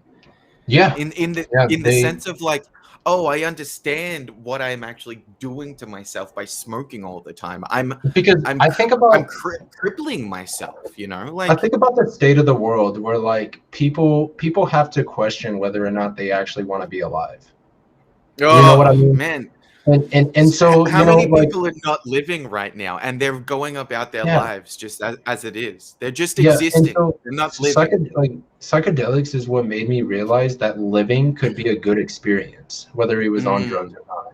Like yep. there's feelings involved with being alive that if I could just feel them, life could be an enjoyable experience. But finding those Mm, feelings and emotions and being able to sustain them in a way that you can feel them when you need to is yes. a very it's a long journey, and it's the journey, and I think a lot of that Life. is part of spirituality. That is life. You know, you're trying to find Yes. ways to feel good about it, feel like you're fulfilling your purpose and Mm, enjoying it all at the same time. And I yes. again, uh, the big anchor of this conversation is not that psychedelics will give you all of that, but I think that if you're trying to build a foundation for trying to get there, I think it's a really good resource. And I think it's a Me really good too. tool that should be used amongst regulated paradigms. Um, Absolutely. And that goes hand in hand with like eating well, sleeping well, taking yeah, care of yourself physically, exercising, all of these things. It's about mental health, spiritual health, physical health, all of those things combined. It's not that there's one solution to everything. That's naive. There isn't. It like you can have these experiences, and then if you go back to like eating junk food all day and smoking all day, well then the experience really hasn't done anything. It's up to yeah, you to use the experience to improve yourself or yeah. to get back aligned with yourself in a lot of ways. And So it's that's not a why cure-all. another important point is that it's not for everybody. I don't think, people, Correct. a lot of people are not going to be at a point in their life where number one they're ready for that, or for some people they'll never even hit that point. They'll find Hmm. different ways that are more effective for them and have And worked for that's their right path to follow. It's not them. Yeah, like we're sitting here going, "Oh, but you need to have this." This like is like a this is if not the if you psychedelic 60s. We're not trying to get everybody no. to tap acid and go fucking, like obviously there's crazy things going on in the world right now. Yep. But we want to attack that. There's a lot of mental health issues that are running around, and if we want to reach some of the goals that we do, as far as making the world a better place, I believe that we need to be open-minded to all possible paradigms for solving the issue that we have with mental health. Because Absolutely. I think a lot of it is, people have to make a direct choice to want to be better. But at the same time, Yes. I think that if we create paradigms to maybe give people an influence or a motivation to feel these kind of things, it could give them a better push into that kind of world. Agreed. And for some people it might be a one-time treatment. They do it Hmm. one time and their life is just better and they never want to do it again. Maybe they don't Yep. like it and they decide they want to go do something else. Hmm. And also, like, you guys have to realize, like, there are techniques called microdosing in which you don't need people to see crazy shit for the effects of psychedelics to help them. Correct. There are systems that you can take this stuff, you'll never know it, but you'll slowly start to see some of the effects creep in on your everyday thinking. And so, Yes. that's also another option for people who may be worried about the mind altering aspect of it. Hmm. Because this is no different than the current paradigms they have for, again, handing unknown opioids to people who go in for, Absolutely. hey, I'm depressed, hey, I have addiction, hey, I have PTSD, hey, I'm bipolar, hey, I have Asperger's, autism, all these other things that I'm here to talk about a therapist about it, and he just subscribes me this medicine I've never fucking heard of. Ah, yeah. Yeah. We have paradigms like that, yet we don't have the paradigms for the drugs that pretty much already exist in our body. Yes. And and And that's and that's that's a it's mind almost blowing like fact. it is mind blowing. It's almost like getting the right tool for the right purpose in place. We've said just in the culture, some of these tools are just useless, and we're just going to push them out here, and they have no use and they have no purpose. And psychedelics have been pushed into that category. But imagine if you could go to a therapist and they would say, "Okay, well, you know, here's some options that we could try, and psychedelics are one of them, and meditation is another one, and this is another Yeah. one. And it's not just oh, here's a pill. Oh, Yeah, here's a pill. or maybe Oh, here's a try a pill. little bit You of know? both. Try a little bit of shrooms, sit in this Yes. room and meditate for a little bit. Chill out. Here's some Yeah. pretty pictures. We'll throw on some, pretty waves, pretty sights on the TV or something. Something to look at. But that immediate like band-aid solution of like, oh, it's just you just need a pill and you need to go back into the world and you need to do the exact same shit that you were doing before. It's like, motherfucker, I'm depressed and anxious and stressed. That doesn't like, do anything. It doesn't like, change anything. Sometimes you need a big wave to come in and just wash over everything, to kind of see, to kind of see what's stable enough, to kind of see what's strong there, to kind of see, just having something come in that's really strong like that and knock down all the things that are weak in your mind. It can really show you, where your beliefs stand, where you stand, where you want to go, where you are now. It really has its way of washing over everything that you know and showing you, again, what things have a strong enough foundation to actually belong there. And again, these are very arbitrary and spiritual thoughts. The way I view all of this is going to be completely different than the way anybody's going to take it. Absolutely. But I want, I want people, again, I'm a regular person, and I think showing my thoughts and ideas on an arbitrary and controversial subject like this shows my humanity more. And I want to be an advocate for things like this, because, again, I want to show people that I'm a real person with my own ideas, and that I'm here being very testimonial on, again, all this very, very beautiful stuff we have going on here. We're at 17.4 cents. God damn. And I mean, for those of us who really stacked up on t-shirts, we're looking at this t-shirt price more than we're looking at our staker chart. You know what I mean? Because for a lot of us, our staker apps look real nice, but you look at that t-shirt value, and for a lot of us that staked out a long time, we've got almost double or triple the value just in our t-shirts. Yes. And that would be an interesting thing to put into staker, like your t-shirt class. Yeah, I know that it's already technically there, but like right at the forefront, like, no, it kind of is. It kind of is. Yeah, like the amount of shares that you own is kind of what the classes are based upon, like the percentage of shares you own. But I think it would be interesting to have like a little value-wise chart, or like a little value-wise value for there in your t-shirt app, to be like, hey, this is how much your t-shirts are worth. So it like incentivizes people to hold on to those. I think that'd be. It would be interesting to, you know how our statistics are constantly updating in terms of like how much is staked, how many stakers we have. Yeah. I think the APY used to be slightly higher for the. At the minute, the APY is sitting at 12.72%. I remember seeing that at like 13.6% or something. So that's a good indication that more people are coming into the system. I think maybe a week or two ago, we had like 40,000 stakers, and now it's almost 50,000 stakers. Like this shit's fucking, it's kicking. I'm trying to figure out like how many stakers do you think we officially get in the app before that virality hits and we just really start seeing them flood in?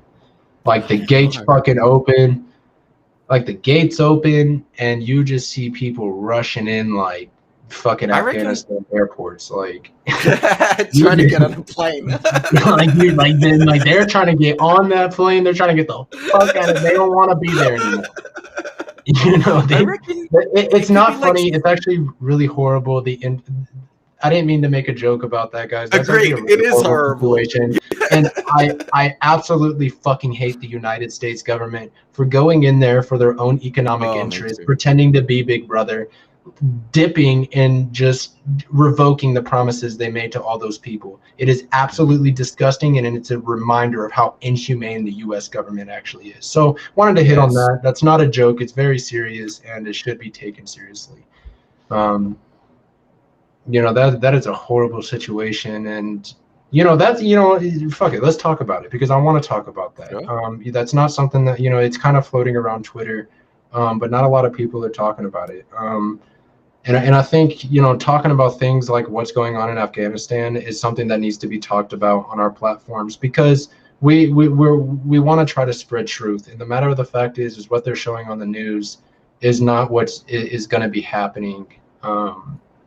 It is not necessarily all the details that we need to be getting. So while we're on the subject, just pray for all those people that are, in Afghanistan right now and need help getting out of that country, because there's a bunch of people over there that, we're literally willing to hold on to the outside of the plane just to get out of this country. Yeah. And I don't know all the details, because again, it's not like all the best news hits my Twitter, but the matter of the fact is there are some people over there that need our prayers, because the world's going through a really sketchy time.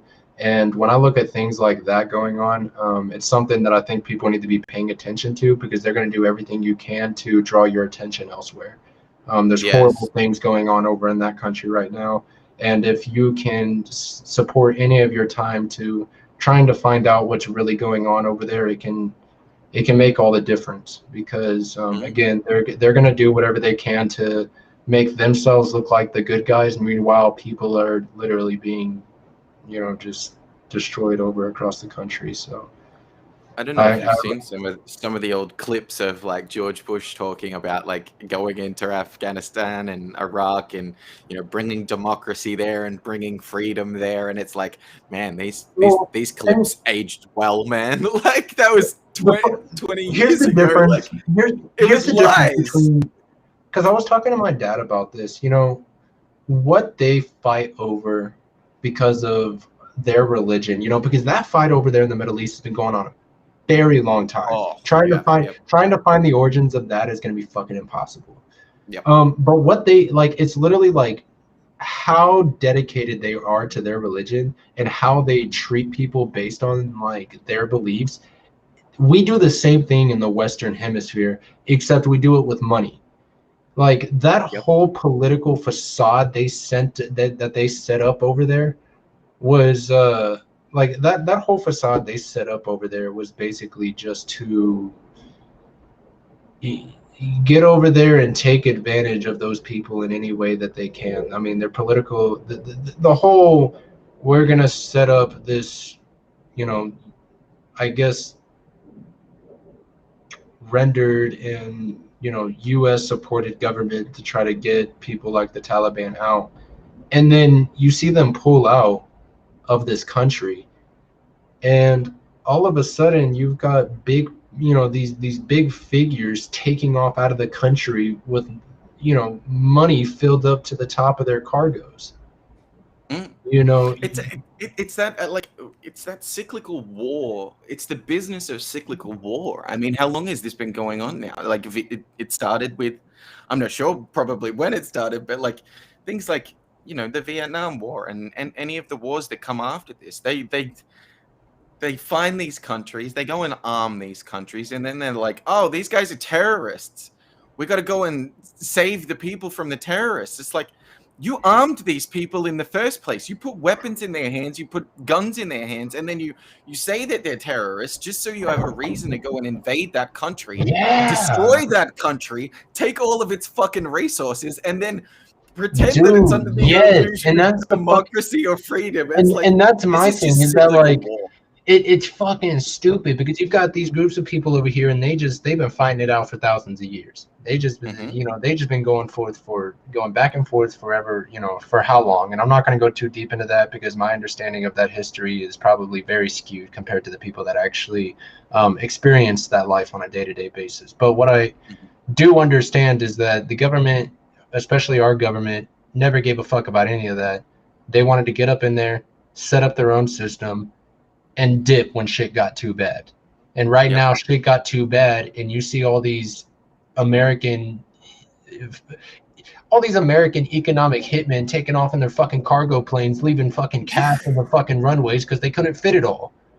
Just stole it all from these fucking people that they promised they were going to protect. Now they're going to leave thousands of people there to fucking die. It's horrible. Yes. No wonder these people Horrible. hate America. Like, I get it. You know, It's so like, hilarious.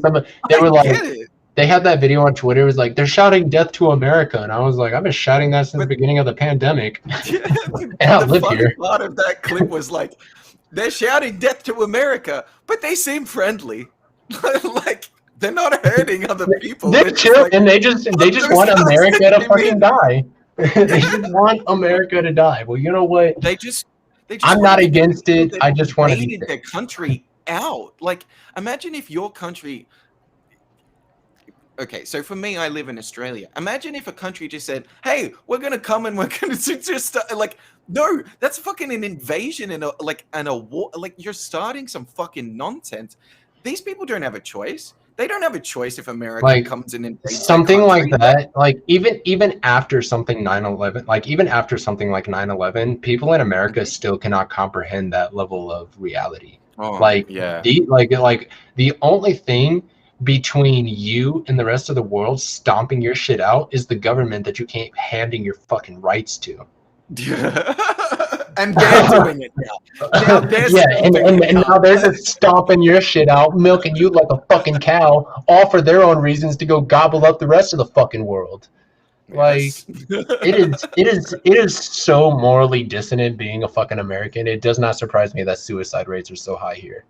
Like, yeah, man, for real. Absolutely. Like, being an American is so rough because you don't agree with any of this shit. But it's like you get born into these systems. You get born into these systems, and you're like, what are you supposed to do?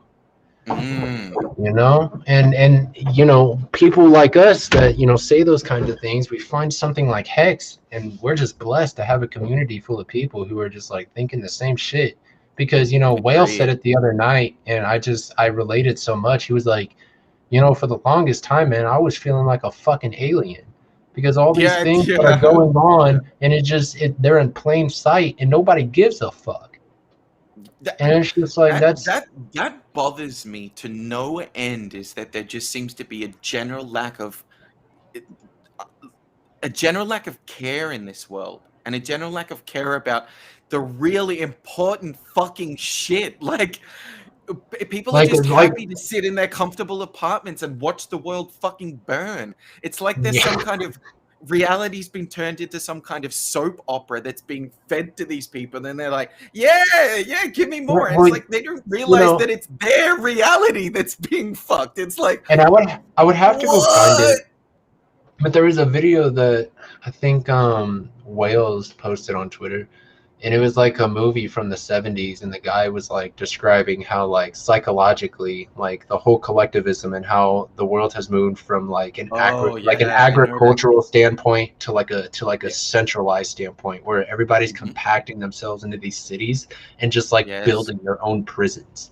And it's like psychologically, like I was just like if I was on acid, my head would have exploded. Like, physically, like blood and brains everywhere. It would have just came out my ears. Like, it's true. We're building our own prisons.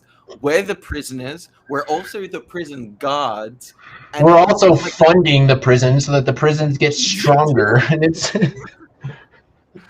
so fucked. It's insane, man. It's literally insane. It's so literally fucked from every angle, and it's just like, I'm so glad that I have the Hex community, and I'm so glad that we have all these people, because I know that we're going to do a lot of stuff, but it's like, damn, even with all the economic energy, where do we start with starting to change people's psychology? Because they are just so deep in their own mental shackles. We start with conversations like this. We start with conversations like Wales is having. Like, people are going to die clawing out their fucking brains trying to figure this one out, because man, like the psychological damage done by the just chain block of just multiple bad decisions going on from century to century, passing down through bloodlines, is just like, yo, we need to take a step back and we need to change people's ideologies and psychologies, and not even change them, but direct them towards more positive feedback from certain Yes. ideas and ideologies. Yes. Because I don't believe in social engineering. You shouldn't have Nope. to lie to people to get them to believe something. People should Correct. believe in what is real. And we Yes. only have so much evidence as far as what's real and what's not. And so we should keep it there. Hmm. How much war has been caused over religion, and nobody even fucking knows for sure who's right. And I'm Mm. not saying this person's not right, this person's not right, but none of us are ever going to get an answer on fucking religion as long as we're alive. So why do we destroy each other over it?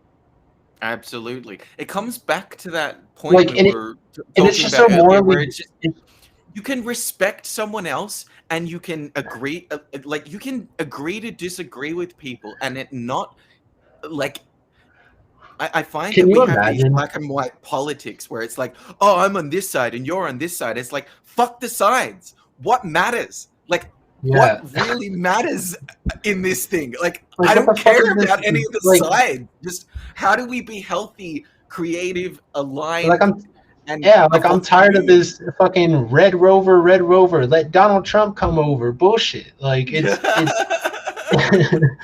like it's ridiculous, and it's so It is. polarizing It's that childish. It is people literally can't even childish. think straight. Like people I literally mean, can't even fucking think straight. we're on the level of a an adolescent teenager as a species, or even less than that, where it's like, oh, but Because just you did imagine, like, you believe this and I believe that, and fuck you because you believe that. It's like, like what is this? imagine, like What imagine, is imagine like a bunch of people, right, believing a bunch of things that I guess they could feel sure about, but they like write down all these beliefs and they have all these moral codes, and then they spend the next 1,000 years murdering people over it. Like it's just so fucked to me. Like Where was that addressed? Where was that addressed in all of the like writings and the pictures, where brother? the fuck did God tell you to go and murder all these fucking people because of your belief in him? Mm. Like, respect your mother and father. Don't covet. And murder anybody who doesn't believe in you. I Just can't it's like stand it. genocide on a level that's like never Like, been seen in humanity's and history. like no mercy. I want you to behead that fucker. Like, It's I can't. insane. Our It's cognitive I dissonance is insane. I cannot comprehend it. Me I either. I physically, struggle. because it is just insane what people result to whenever their like Mm. pride and egos get hurt. Yes. I mean, again, it's always going to come back to like, why would we? I think this thought a lot as well. I don't want you to think the way that I think.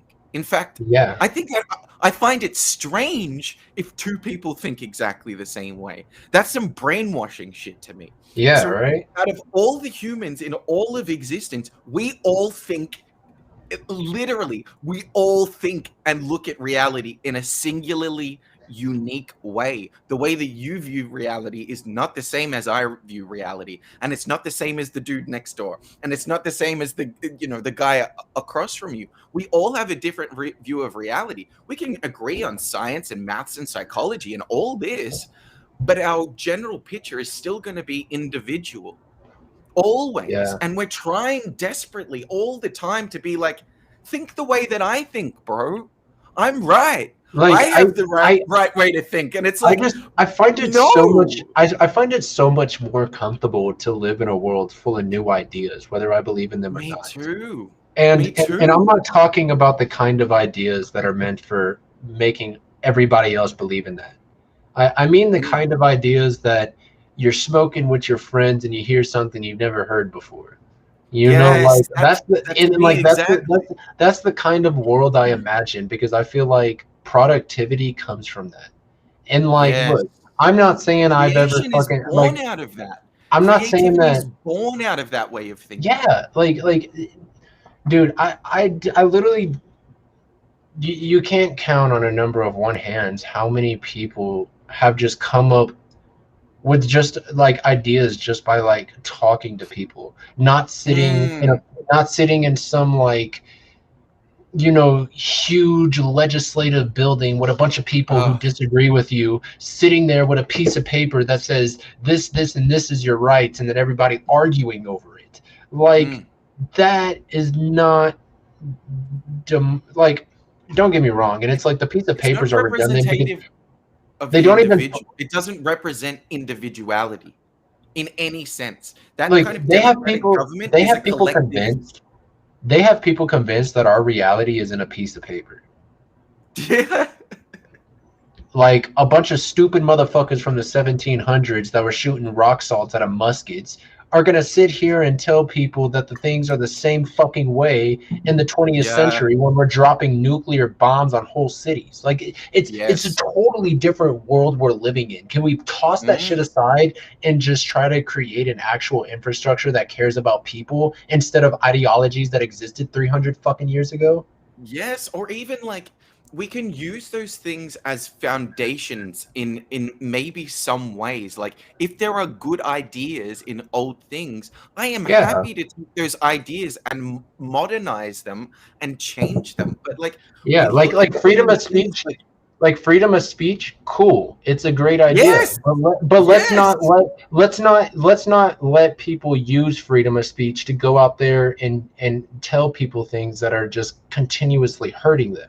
Because Yes. then it's not freedom of speech, it's manipulation of other people's speech. Yes, and like You know, hypnosis and all yeah, of that like kind of thing, you know, we like like I can't imagine how fast somebody would like fall for something if some magic piece of glass hopped up in their little hut 500 years ago and just had some guy in a fucking suit telling them something. Like, they'd probably be like, "This guy's legit. This guy's legit. I don't know what the fuck this is in my house, but this I guy's like that legit." guy's tie. You know, like the whole setup, like it's in your house and we're coming right to you in your home from Washington D.C. to give you the latest news, and it's just like, yeah, the fucking magic mirror on the wall is not telling me reality. The, you know, the Here's a good point. Here's a good point here.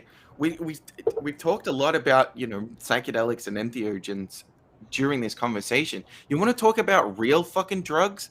The media, fucking yeah, television. Dude, television is the worst fucking drug. Think about what that does on a daily basis. The amount of like stimulus that j- is fed into your brain just oh my incessantly all god, day. and you're The just sitting there, you're not in the world anywhere, you're in this little box, your eyes are fucking dilated, and you're just staring at this You fucking literally synthetic like light. yeah. Like, And they're showing these, you know, oh, repetitious images of violence and war and drama and poverty. all the Think about what you're fucking exposing time. your psyche to all the time. Like if you have like I think it's like the average, I know this is probably old Oh my statistic, but the god. average person gets 4 to 6 fucking hours of television a day. Because I'm To sorry, like dude, but if you're not watching like wholesome animes, you're just not doing it right. Like, you're watching the wrong shit. Like, I'm sorry, if you're not like, if Avatar: The Last Airbender is not playing on that fucking television, you're watching the wrong fucking shit. I can tell you it's that right true. now. You It's like, true. like animes are the only thing that I can think of that I actually can sit down and watch because they're wholesome and they use like real world metaphors and they make you want to have superpowers. Like, Bro, they're the epitome of art and creation as well. There's so much beauty and time and effort and care that yeah, goes into like animation. That is that's the kind of high frequency, like the kind of mm, stimulation that you need, because yes, there's actual like thought and beauty and art that goes into it, as opposed to like, yes. look at all these horrible fucking things that have happened in the past, you better take care and make sure your government's good, otherwise they're gonna come and get you. Our society is so like copy paste these days as well that like you've seen the same TV show 20 fucking times. How many seasons of American Idol can you fucking watch before you like Like, you how many understand times can you sit here and this is watch trash? fucking, Like like, who's that fucking Simon, just, you are fucking horrible. Like, yeah, I can't sit there and watch that for fucking 18 seasons, bro. They're crazy Dude, for it's that shit. junk. It's like junk food for the mind. It is, and people And don't it's not understand. Like, healthy. people talk about like drugs are just like a different like they're a way of getting stimulation to your brain with like it's a way of like physically altering the like I guess the way your brain is functioning or taking something in. But like Yes. again, like I want to go back to the same point that like, you know, what we're talking about right now, like you have no idea what is going on to your brain when you sit down and just watch the media 24/7. You know, forget Oh my regular God. TV shows. Like there are people that actually sit down and get hooked by the news. Like Mhm. that is fucked. Like, and I can't That say it. that that is I that can't is say like it. crack. That is like crack into the fucking main vein, like They're like, that they're like that people level of dying in like Afghanistan, COVID measures, fucking like just get it. yeah, Like I can't like literally, bro. they literally and they just shove it. They just shove it so far down, and then right whenever they've got all the other stuff out of the way, they're like, "We're having Donald Trump on for an interview today," and it's like, Yeah, fuck. and then here's a fucking beer commercial with a lady in a bikini, and here's McDonald's over here, and here's your antidepressants. It's like what we're turning into is those like And it's like they even give you frozen the meals. they even make you stick around for the advertisements because they're like, when we get back, you'll see Afghanistan's falling off airplanes because they want to get out of their fucking country because this country forced them into that situation. So stick around and watch these other horribly stimulating commercials until we get back. And it's It's just like like, all of this ah, stuff is like it's like kind of the attitude of natural versus synthetic. Like you're being fed all of this synthetic bullshit. It's like yeah, at the end of the day, instead of going and having a meal where you're eating, meat and vegetables and things that are actually good for your body versus the yeah. fast food or the frozen meal that you microwave in the fucking like, you nuke it with all Like, of this dude, there's microwave people. energy. Like that's what our minds are becoming. And like Our what minds are becoming society a can frozen convince meal. like what society can convince people of is so crazy to me. Like I saw this video the other Oh, day of this person. It was this girl, bro, like this skinny ass little blonde girl. And she's like, yeah, I'm on a rotten liver diet. Like she eats rotten liver because it has bacterias that her body's not creating or something like that. So this girl she literally takes like livers and just lets them sit in these jars for like 2 to 3 months and just eats rotten liver. Like sometimes puts them into like shakes and shit. Like just some of the each their own. just some of the fucking shit that people can be convinced by makes me want to like tear my brains out because I'm like, Yeah, man. this bitch just eat rotten liver? Like, I'm just so It's confused. there's all of this like manipulation of mind to be able to get you to believe things that you not normally wouldn't believe, get you to act out of fear, and you would not normally be that way. Like what they're doing at the minute with all of this, vaccine stuff is that they're look. I'm not saying that it's not real and that it's not a thing, but they are definitely using the tools of manipulation to coerce societies into acting and being a certain way. And we've seen this kind of thing before. It's ideological bullshit. It's happened in our past. It's happened with fascism. It's Yeah, I happened mean, with all it's of this been, shit. Like it's been it's implemented. strange. Like this whole, you know, like the whole use of like fear has just been like, you know, like it's been implemented and used in generations before us, and you see it Yes. now in a time like 2021 just being perfected. Mm, It's just the art of just pure and large population manipulation, and it's just like, holy shit. And yes. like and it's like it becomes especially scary when you got people you fucking know who can't see it. Mm. Oh my Even when God. you're this involved in talking about it and this passionate about it, they still can't hear the fucking words that are coming out your mouth. They think you're, Yes. you know, Or they they don't want. The belief is so strong in the opposite direction.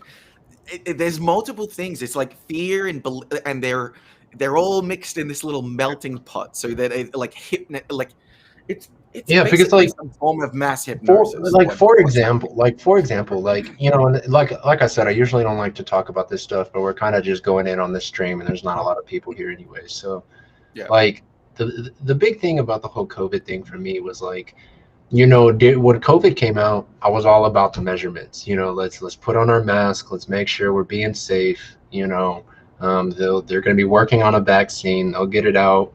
Like we'll get this thing under control, hopefully. I was all about the narrative. But then you just start to notice the other little things. The first thing for me personally was the election. I thought it was a little weird. I wanted Donald Trump out of office. I didn't want him as a president anymore. I thought he had pretty shit character.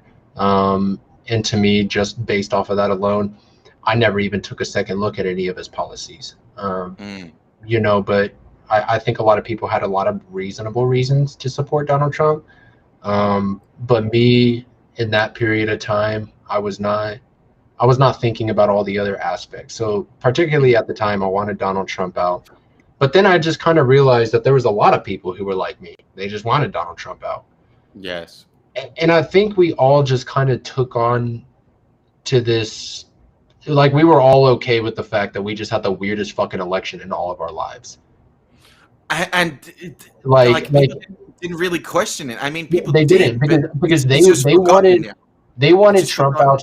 They wanted Trump out so bad that they didn't give a fuck about the fact that it took like a week to count up these fucking things. And maybe things were getting mailed in, maybe more people voted because things were hectic. But like, I think opposed to like this going on for one night during Trump's, election in 2016, as opposed to like the 7 days that it took for, Biden to officially win, it's sketchy. And so that was one of the first real things that sketched me out. And then we kind of get, we get into Biden's presidency, the vaccines start coming out, and it wasn't too long after the vaccine started coming out that people were kind of like talking about variants. And so it was at that point that I was like, well, okay, well, like if I go get the vaccine now and a variant comes out, does that mean that I'm going to have to wear a mask and I might still get it anyways?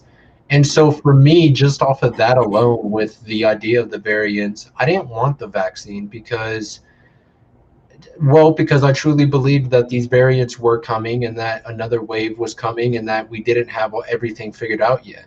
So I think it was a very reasonable reason to be like, okay, I don't really want to get that yet.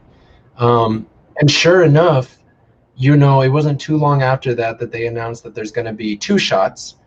It wasn't too long after that variants started coming out and they started talking about booster shots. Yep.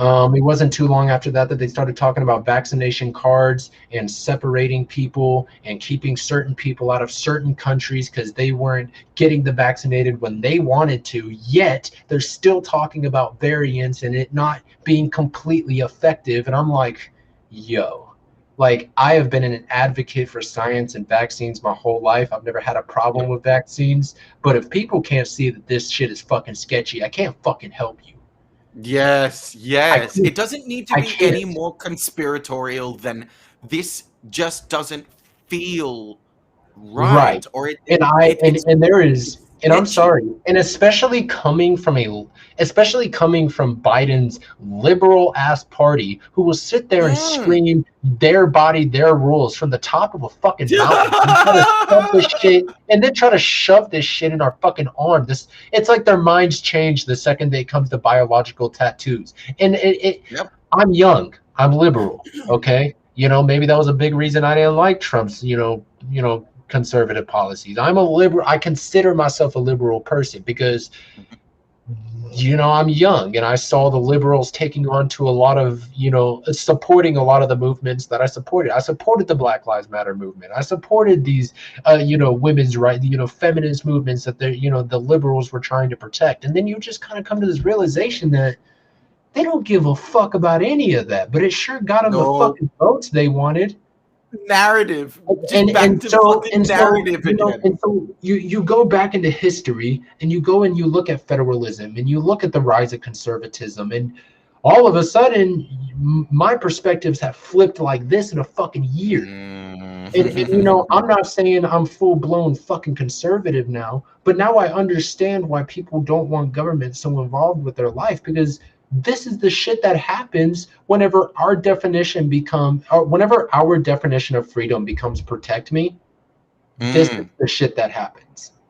And so that's Correct. what I want to point out to Correct. people, is that like, I am not against vaccines.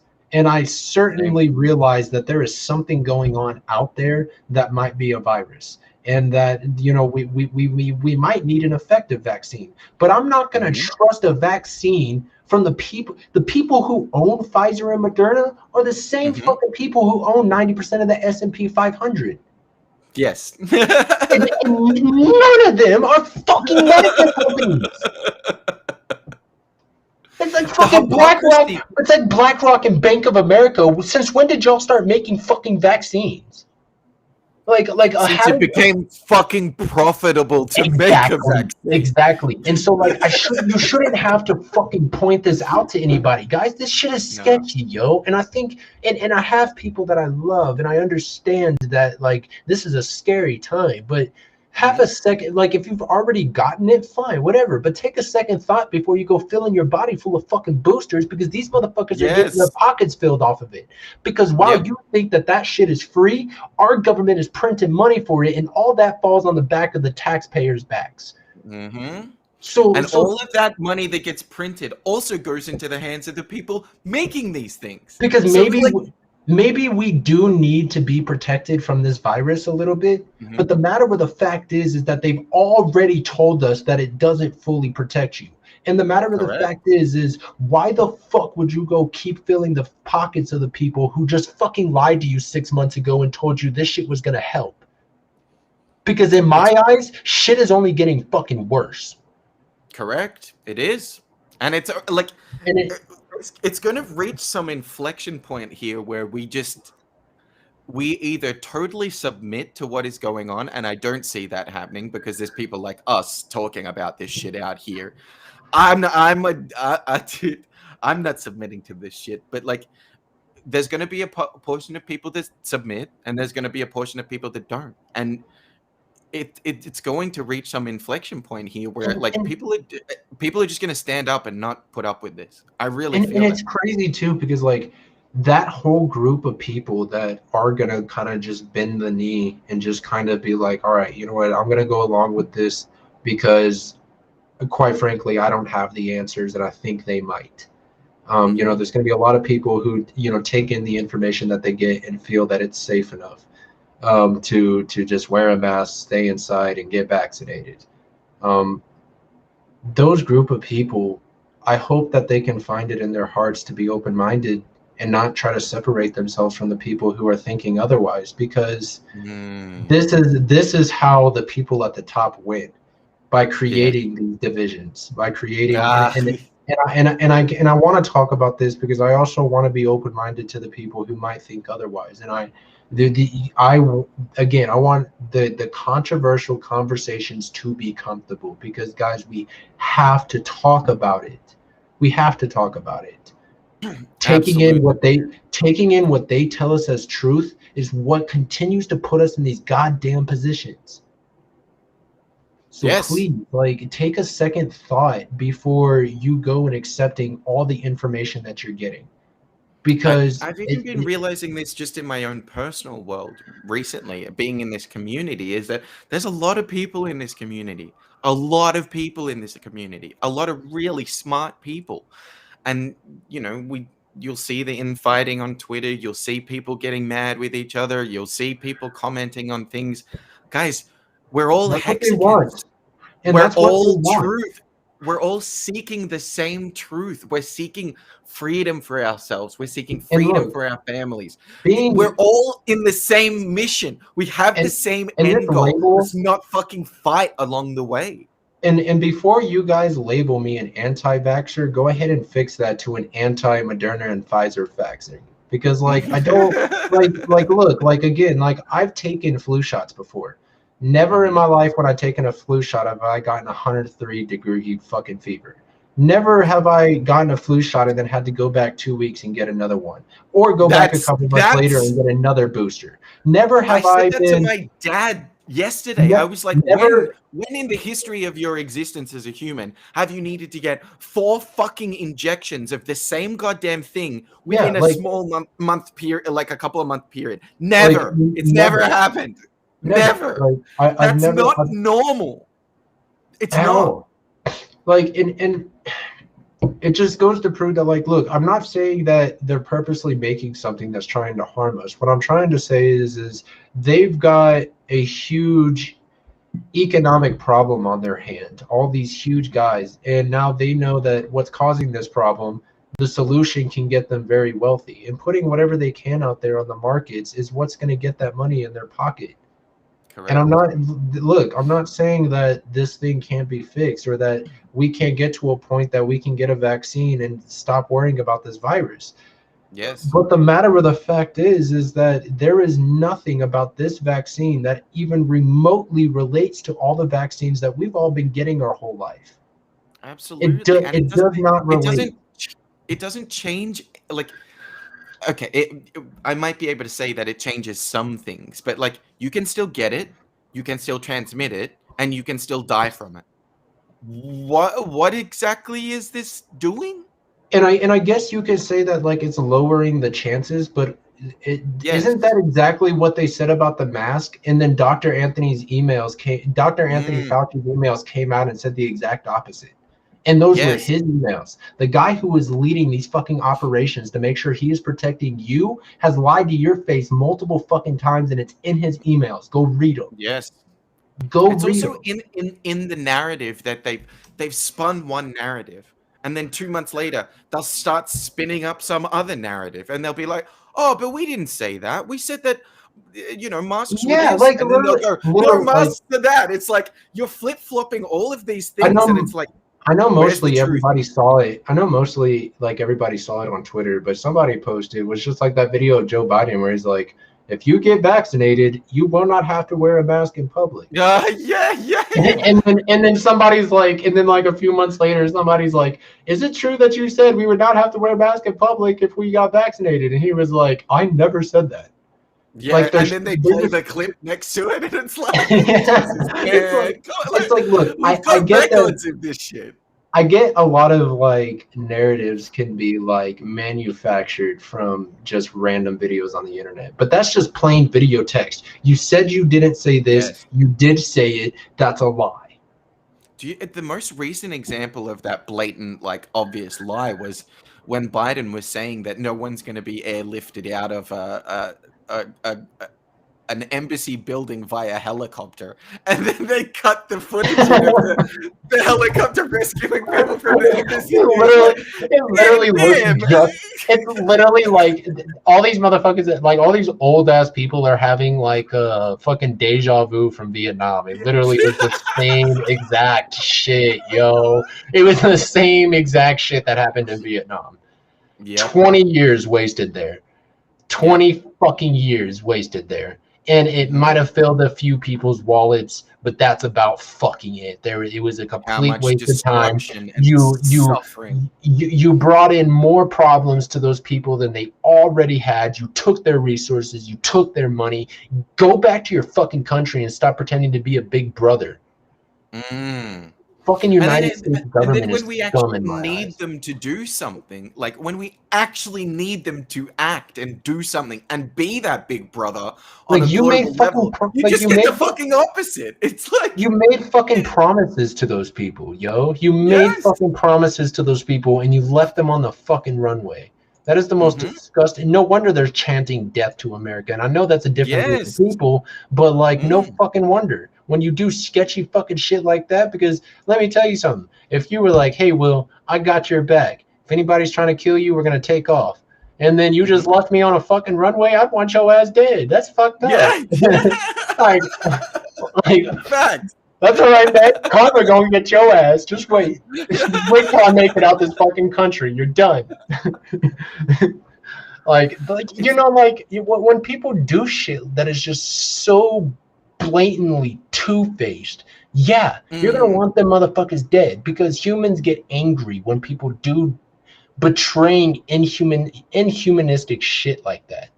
Yes, and Like, it's like this happens at so many levels as well. It's a government thing, but it's also just it goes from government all the way down to people at the bottom level of yeah, that. Look what just happened with Richard and this Alex Saunders guy. Like oh my this Alex god, Saunders guy Alex. is I portrayed mean, as this crypto, he knows what's going on. He's a trustworthy guy. Behind he the got scenes, he's a fucked. scammer. He Like, got fucked, yo. All these new articles that have been coming out about him too, and all the scams that he's bruh, getting caught up for. That's what you it's fucking get for trying to come at Richard Hart. You got your dumbass exposed because you thought you were smarter than somebody who obviously was smarter than you. yes, there's this And then, hypocrisy at every level of everything where it's like and I'll Richard was just present gonna let myself him be. one way, and then behind the scenes I'm this total degenerate, like And scumbag. even after coming on Richard's stream and talking all that shit and getting completely Oh, annihilated, Richard was yep. gonna leave him alone. But then he went on Twitter and started talking shit, and now your entire Yes. life got ripped apart because you couldn't Yep. just stop. Mm. And that's what you fucking get. That's what you like. That's what people, because people like that don't have substance. Their pain doesn't come from experience. They're just inherently No. dog shit. They're just It's like inherently dog shit. it's like the part of addiction that's really scummy and dark and disgusting, and there's no reason for it other than just it's there, and you can take advantage of that, and it's that gross Like why are you the being that way? most dangerous people on this earth at some point got a nice hit of serotonin from ruining somebody else's life.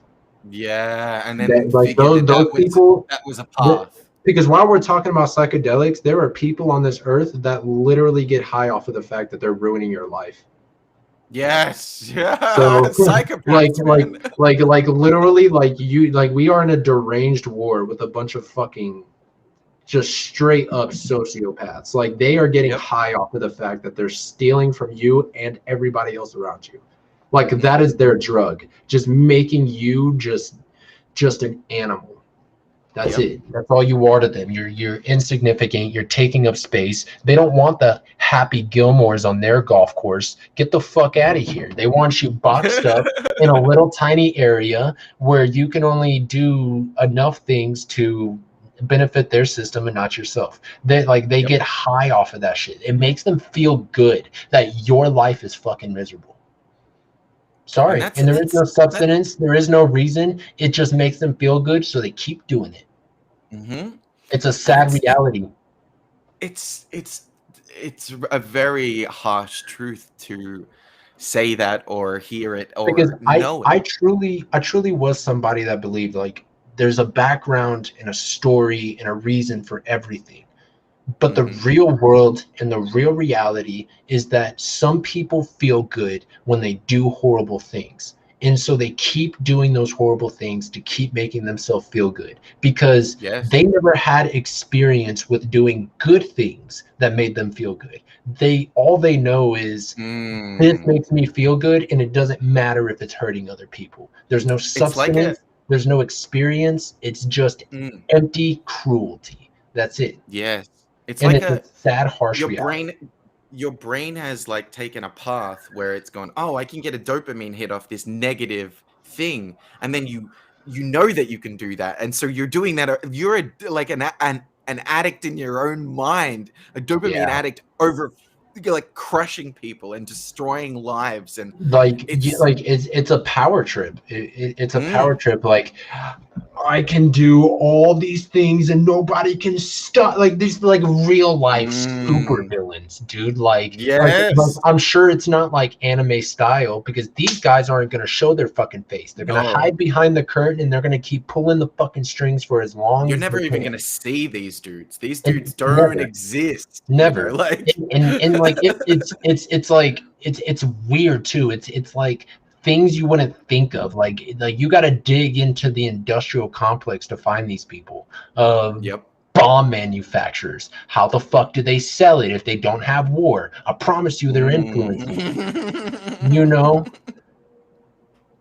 We are And a that's actually, society that, and I think I actually got that from Richard's book. Like Richard actually talks about some of this shit in his book. Like, yes, Richard's a truth seeker just like we all are. I mean, he's like inbuilt truth into the product that he's created. Why do you think, like, for me, I've always, my whole life, I've been trying to seek what's real and what's true and what this really is, whatever this thing called life really is. Richard is a fellow seeker. yeah, He is, like, I yeah, wouldn't have found this, and like you wouldn't have found this if we weren't both in that mentality of like, yeah, we're trying to find what's real, we're trying to find what's true. And a lot of this stuff is like manufactured bullshit that gets forced down your throat and sold to you, and you're separated from these, the trappings of luxury. And if you play the game, that you might be able to get it, but you're never going to be able to get it because you're playing their game. Like, there's levels of yeah. control and manipulation and all of this stuff inside. And the people in our community and a lot of the people just around us, they're the opposite of that. We're seeking what's real, whether you can say it's truth.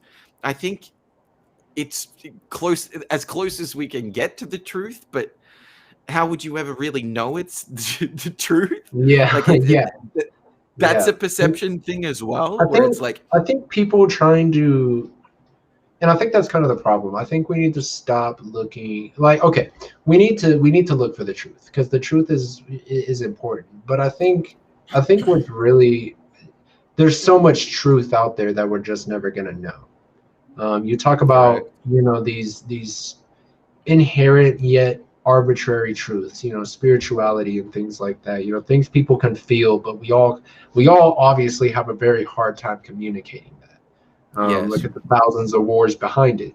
um, Hmm.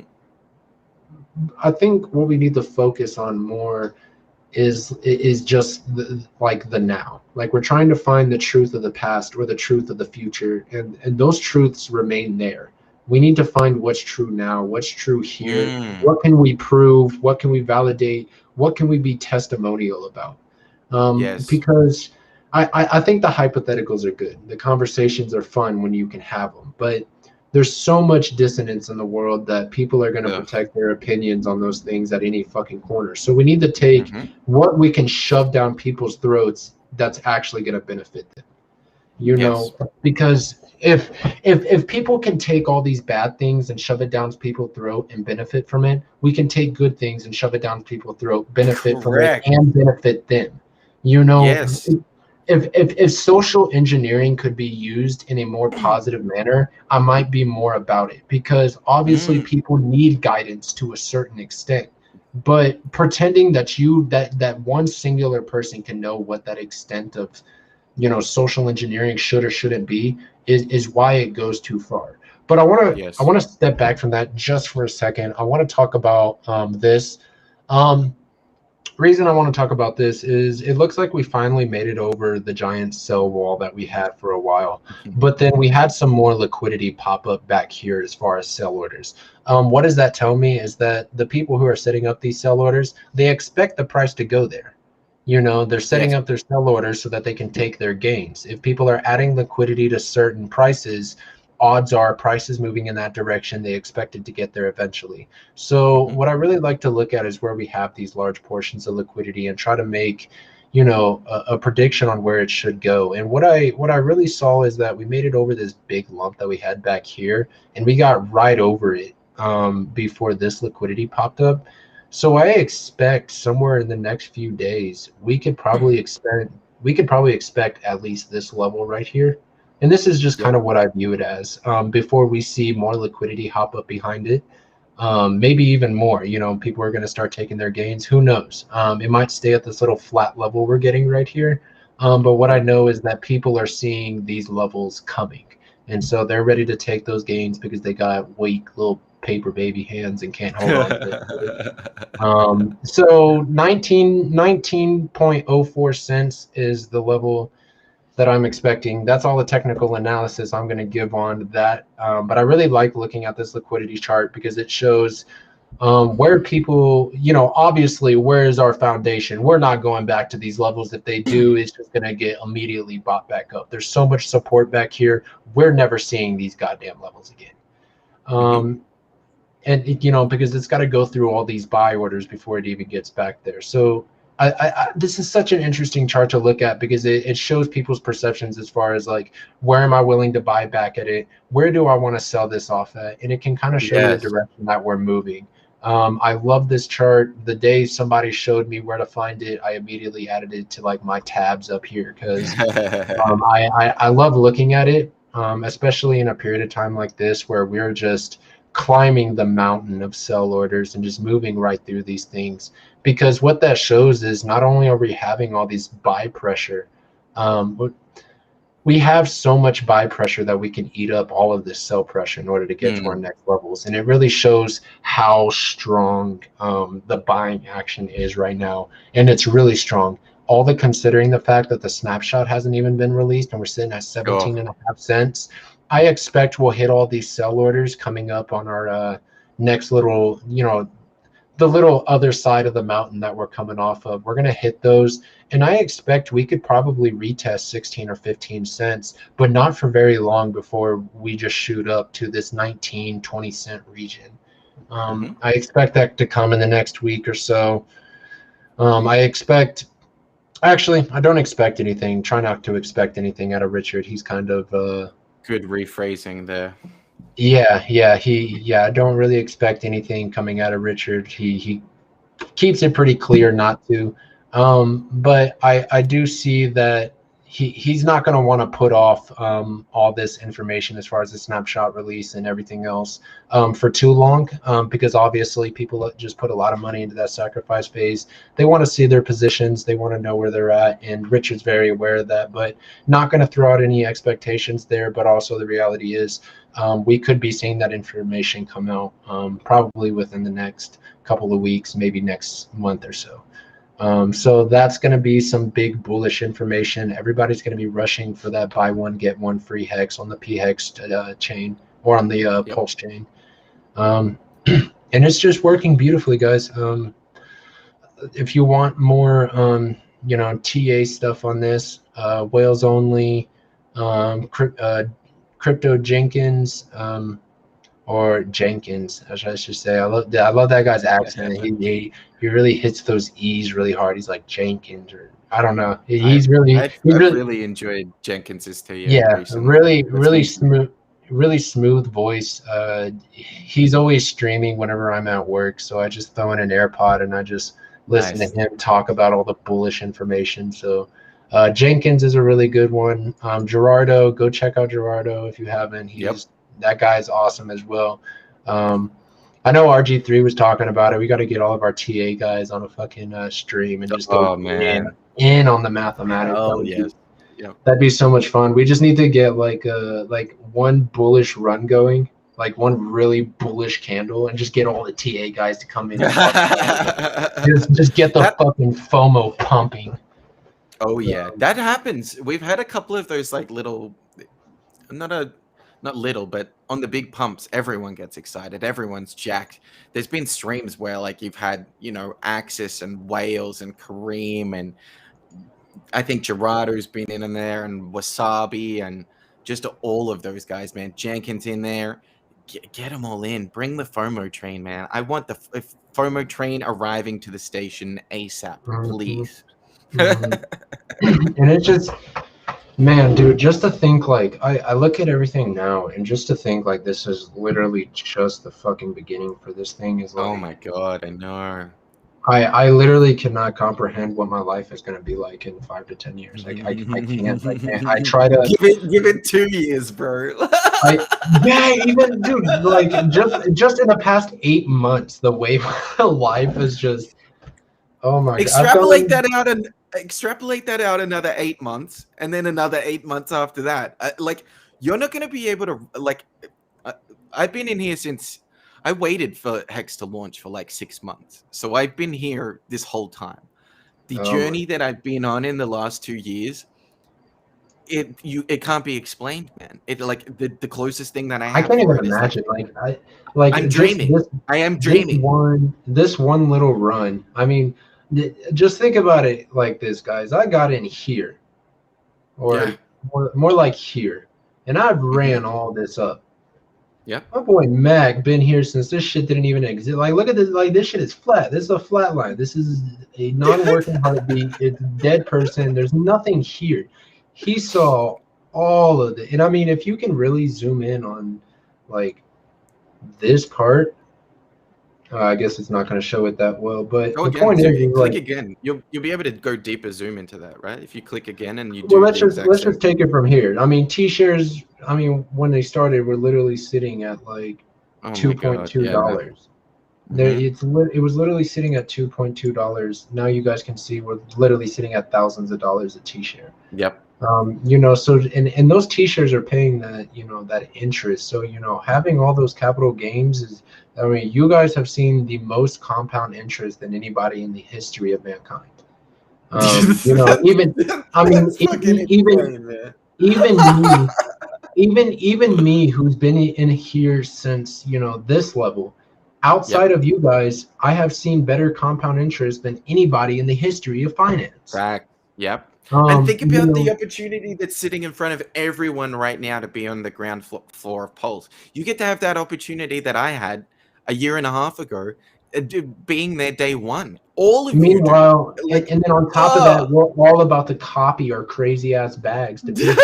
and you Like, still have your original bags. like this is so unfair. Like, we are doing capitalism so dirty.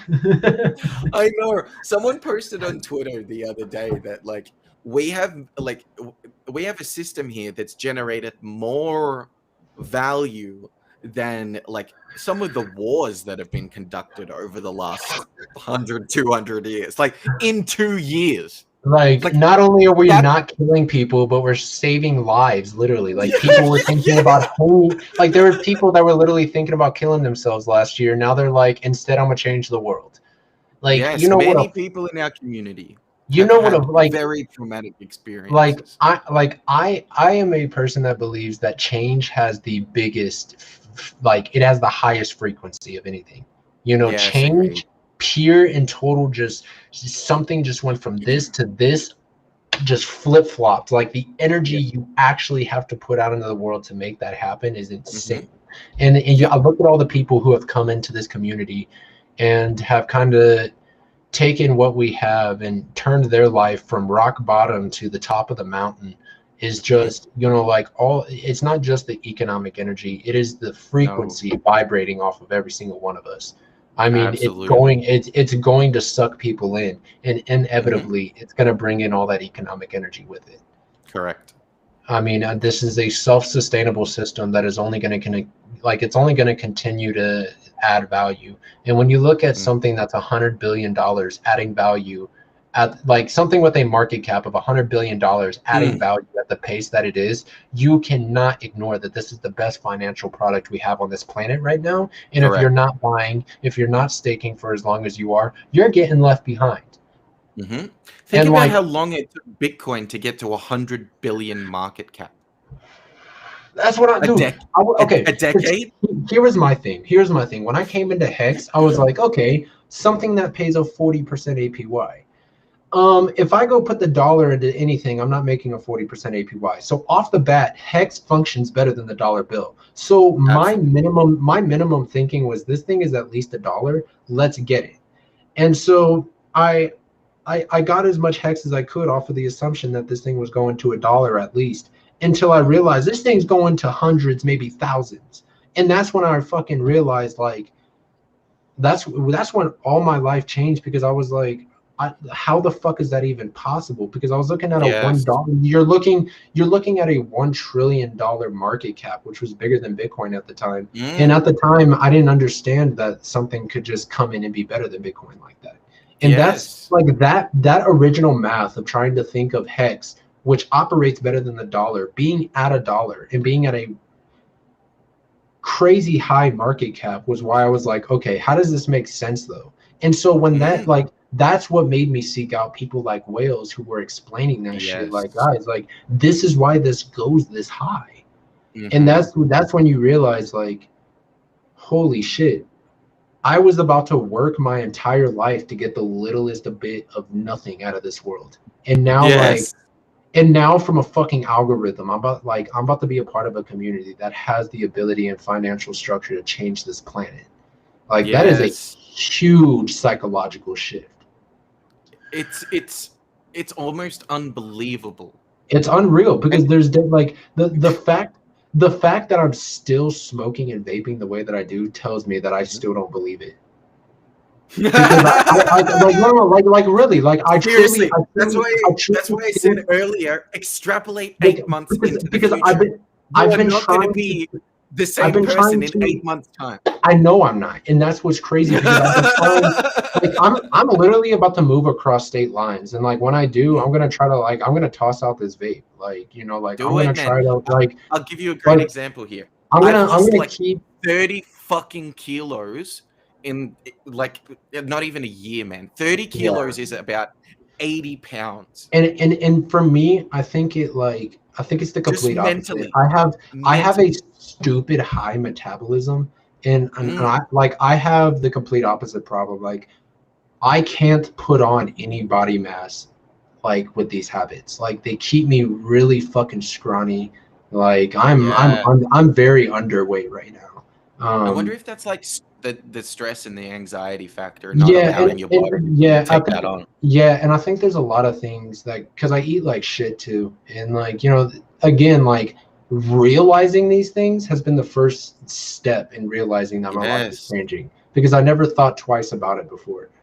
And then the further on I go into this, I know like it's like you say, I know my life is going to be different than 8 months, but how do I get from here to there is like the big question you have to start asking yourself. So like I getting moving across state lines, I was like, okay, like look, there's a fresh start. Like that's a chance to just toss Yes. this shit out and be like, I don't fucking need it anymore. And like I'm gonna keep the weed around because I love the weed. Like I got Yeah. a special little relationship with the marijuana. I wish that I could I wish I could delay that gratification a little bit more and enjoy those highs a Yeah. little bit more. And Yep. that's what I need to work on. But I know that Mhm. there's things that we'd help me with. Yes, But absolutely. but I always advocate for balance over everything because you don't want to start getting into this situation where you're depriving yourself of things. That's the inverse of addiction is deprivation. yeah, So like you don't want to get to that point. You want to find equilibrium. You want to find what is yeah. healthy for And you. and And for that me can what include I psychedelics. It can include weed. It yeah. can include whatever helps you find Because like balance. just like if I'm being completely honest, and this might sound like the wrong way to go about it, but I've been trying to find my way back to the psychedelics because I love the experience and Yeah, yeah, I really and I want to do them again, but I want to make sure that I'm right in my mind. yeah. Because again, when you abuse that shit, it beats your ass, and it really shows you like, Absolutely. hey, motherfucker, like this is what you got going on, and like you're not gonna go back for that ass whooping unless you're ready to fight it. So Yep. Or those unless you want the ass whooping to like whoop you like into yeah, that shape that you're yeah, seeking. like I get a bit like there's some people that have a strange attitude towards it, and it's not. I think it's just a learning and a growing thing. For me, I find that like several months in between experiences is the best way to go about it because you kind of confront what you need to confront. It addresses it. You can take it on. You can change it. You can alter it, and then you can come back to it later and go, okay, here is what I've here's what I've done in the real world in the real reality, the physical reality to behaviors because I think a lot of people get caught in that cycle of like they'll trip and all of their shit will be exposed to them and then they come back to reality and it's like oh man reality is too hard to deal with again. I'm too stressed out again. I'm too this and you fall back into old bad patterns of behavior. But if you can actually get some space and you can say oh okay I can confront these things and then I can take the steps to change my behaviors. I can smoke less. I can I realized this on one of the last experiences I had where it's like every fucking day that you wake up is an opportunity to change your existence. and we don't look at that. We Yeah. don't look at our lives like that. We get into patterns and routines and habits, and we go, okay, I got to wake up for work tomorrow at 9 o'clock. It's not like, oh, I can wake up tomorrow and I can walk And it's down like, to the beach now I'm and I about to can go to work. meditate at the beach, or It's you're like, you're trapped into these patterns and routines. But it's like that are it's also very like destructive. it's also like the reflective like effects of it too. Like, oh, I gotta wake up for work tomorrow. You wake up from work and you're like, oh shit, I'm about to go to work. So you're like, I don't want to be Yeah. stressed. So you get that little smoke in before you go, and then it's Yep. just like all the little things that you do to avoid all the other little fears that are involved with all Yes. the little things that are a part of your schedule. And it's like, Yes. this is why Hex is so important. Because Yeah. it gives you the financial freedom to wake up on a day and be like, okay, I don't have to go waste it at work. How do I want to spend it? Yes. And maybe it won't work right away. And maybe, dude, maybe you go and take some fucking shrooms and you chill out for a day and you're like, okay, I've got financial freedom. I've got that reset. What do I want to do with it? And Yes. I can almost guarantee you guys. I mean, I mean, for somebody who's never done it, it's going to be a weird experience because it is for anybody who's never done it. But for people who have done it and know how to take it all in and get that reset and enjoy their trips and handle it in the right way, people who have experience with it, I can't imagine what kind of experience that would feel like if I knew, like, holy shit, like I'm a millionaire. Like I don't have to, like, I don't have to go and like waste this. It's amazing, man. It's amazing. I literally, I'm there. I couldn't imagine. I'm speaking from experience. I couldn't imagine. And so like that's why like I'm just trying to focus on like getting rid of the more negative externalities now, so that when I get to that point I can just sit down and enjoy it, and then just like kind of take off from there on all these different ideas that I have for the world, because I know I have some in there.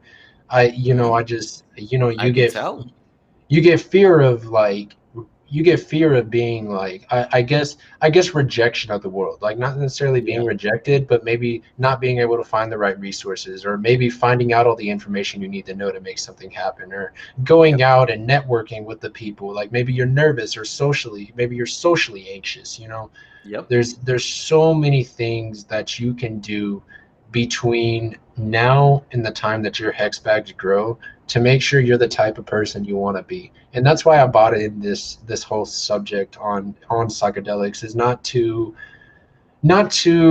approach you with a drug and be like, hey, this was great and a fun time for me, you should try some. It's more just like, hey guys, like I have noticed that with my experience with psychedelics, I'm in a period in time in my life now that the way I think about things was positively impacted by those experiences. Yes. And so that's what I wanted to advocate on here. And I think we really talked about mostly that, and we went into some hex stuff today. Like I said, I don't like to give the analysis. I like to just show you guys the patterns that I see. But we are going on almost 3 hours here. My girlfriend just called me, and she's over in the other state trying to find a place right now. So I'm gonna give her a call back and go ahead and hop off the stream. It was a hella fun conversation. I was looking forward to it. We got some good riffing in there, man. Dude, really did. We got some laughs. We got some the future of psychedelic medicine in there. We got Hex. We got Pulse. We talked about a little bit of everything. So I am really happy with this stream, and thank you for coming on, by the way. My pleasure. You and people like Vince and even Wales has been on for an episode. It's been surreal being into the community now, because you guys taught me a lot. I remember one of the first streams I saw with you. I think you were in the Discord syndicate, and I think it was Kareem that was like, he was like, you guys see Mac? That's the face you make when you buy Hex, and you just had that exact smile on your face. and like it's fact. That moment, I was like, bro, I gotta get into this fucking community. You guys are jokesters, and I know I've got the personality and the humor that so many people in this community have. And it was just watching the streams at first. It was just like I need to get educated. I need to know what I'm putting my money into. And now it's just like, man, I've got all these other great people who just love talking about the same things. So Yep. it's surreal just having that. And I can't even imagine what the financial freedom is going to do, and all the different projects we're going to have, and all the different ideas. Start dreaming, man. Start writing yeah. down a list of those dreams. all the different lists and ideas of different systems that we can bring to the world to try to make it a little bit of a better place. And we all have the platforms to do it. And yeah, man, we even got to talk vaccines in Afghanistan today. So if you're just coming in, if anybody's just coming in, you may want to rewind, because it was a crazy one. This is like an episode of fucking Rogan or something, man. Dude, yeah, right. Yeah, right. Can I just close this out with the fucking Joe Rogan Experience? Yes. The end theme song for the Rogan show. The Joe Rogan Experience. Subscribe to Spotify to watch the whole episode. Awesome. All right.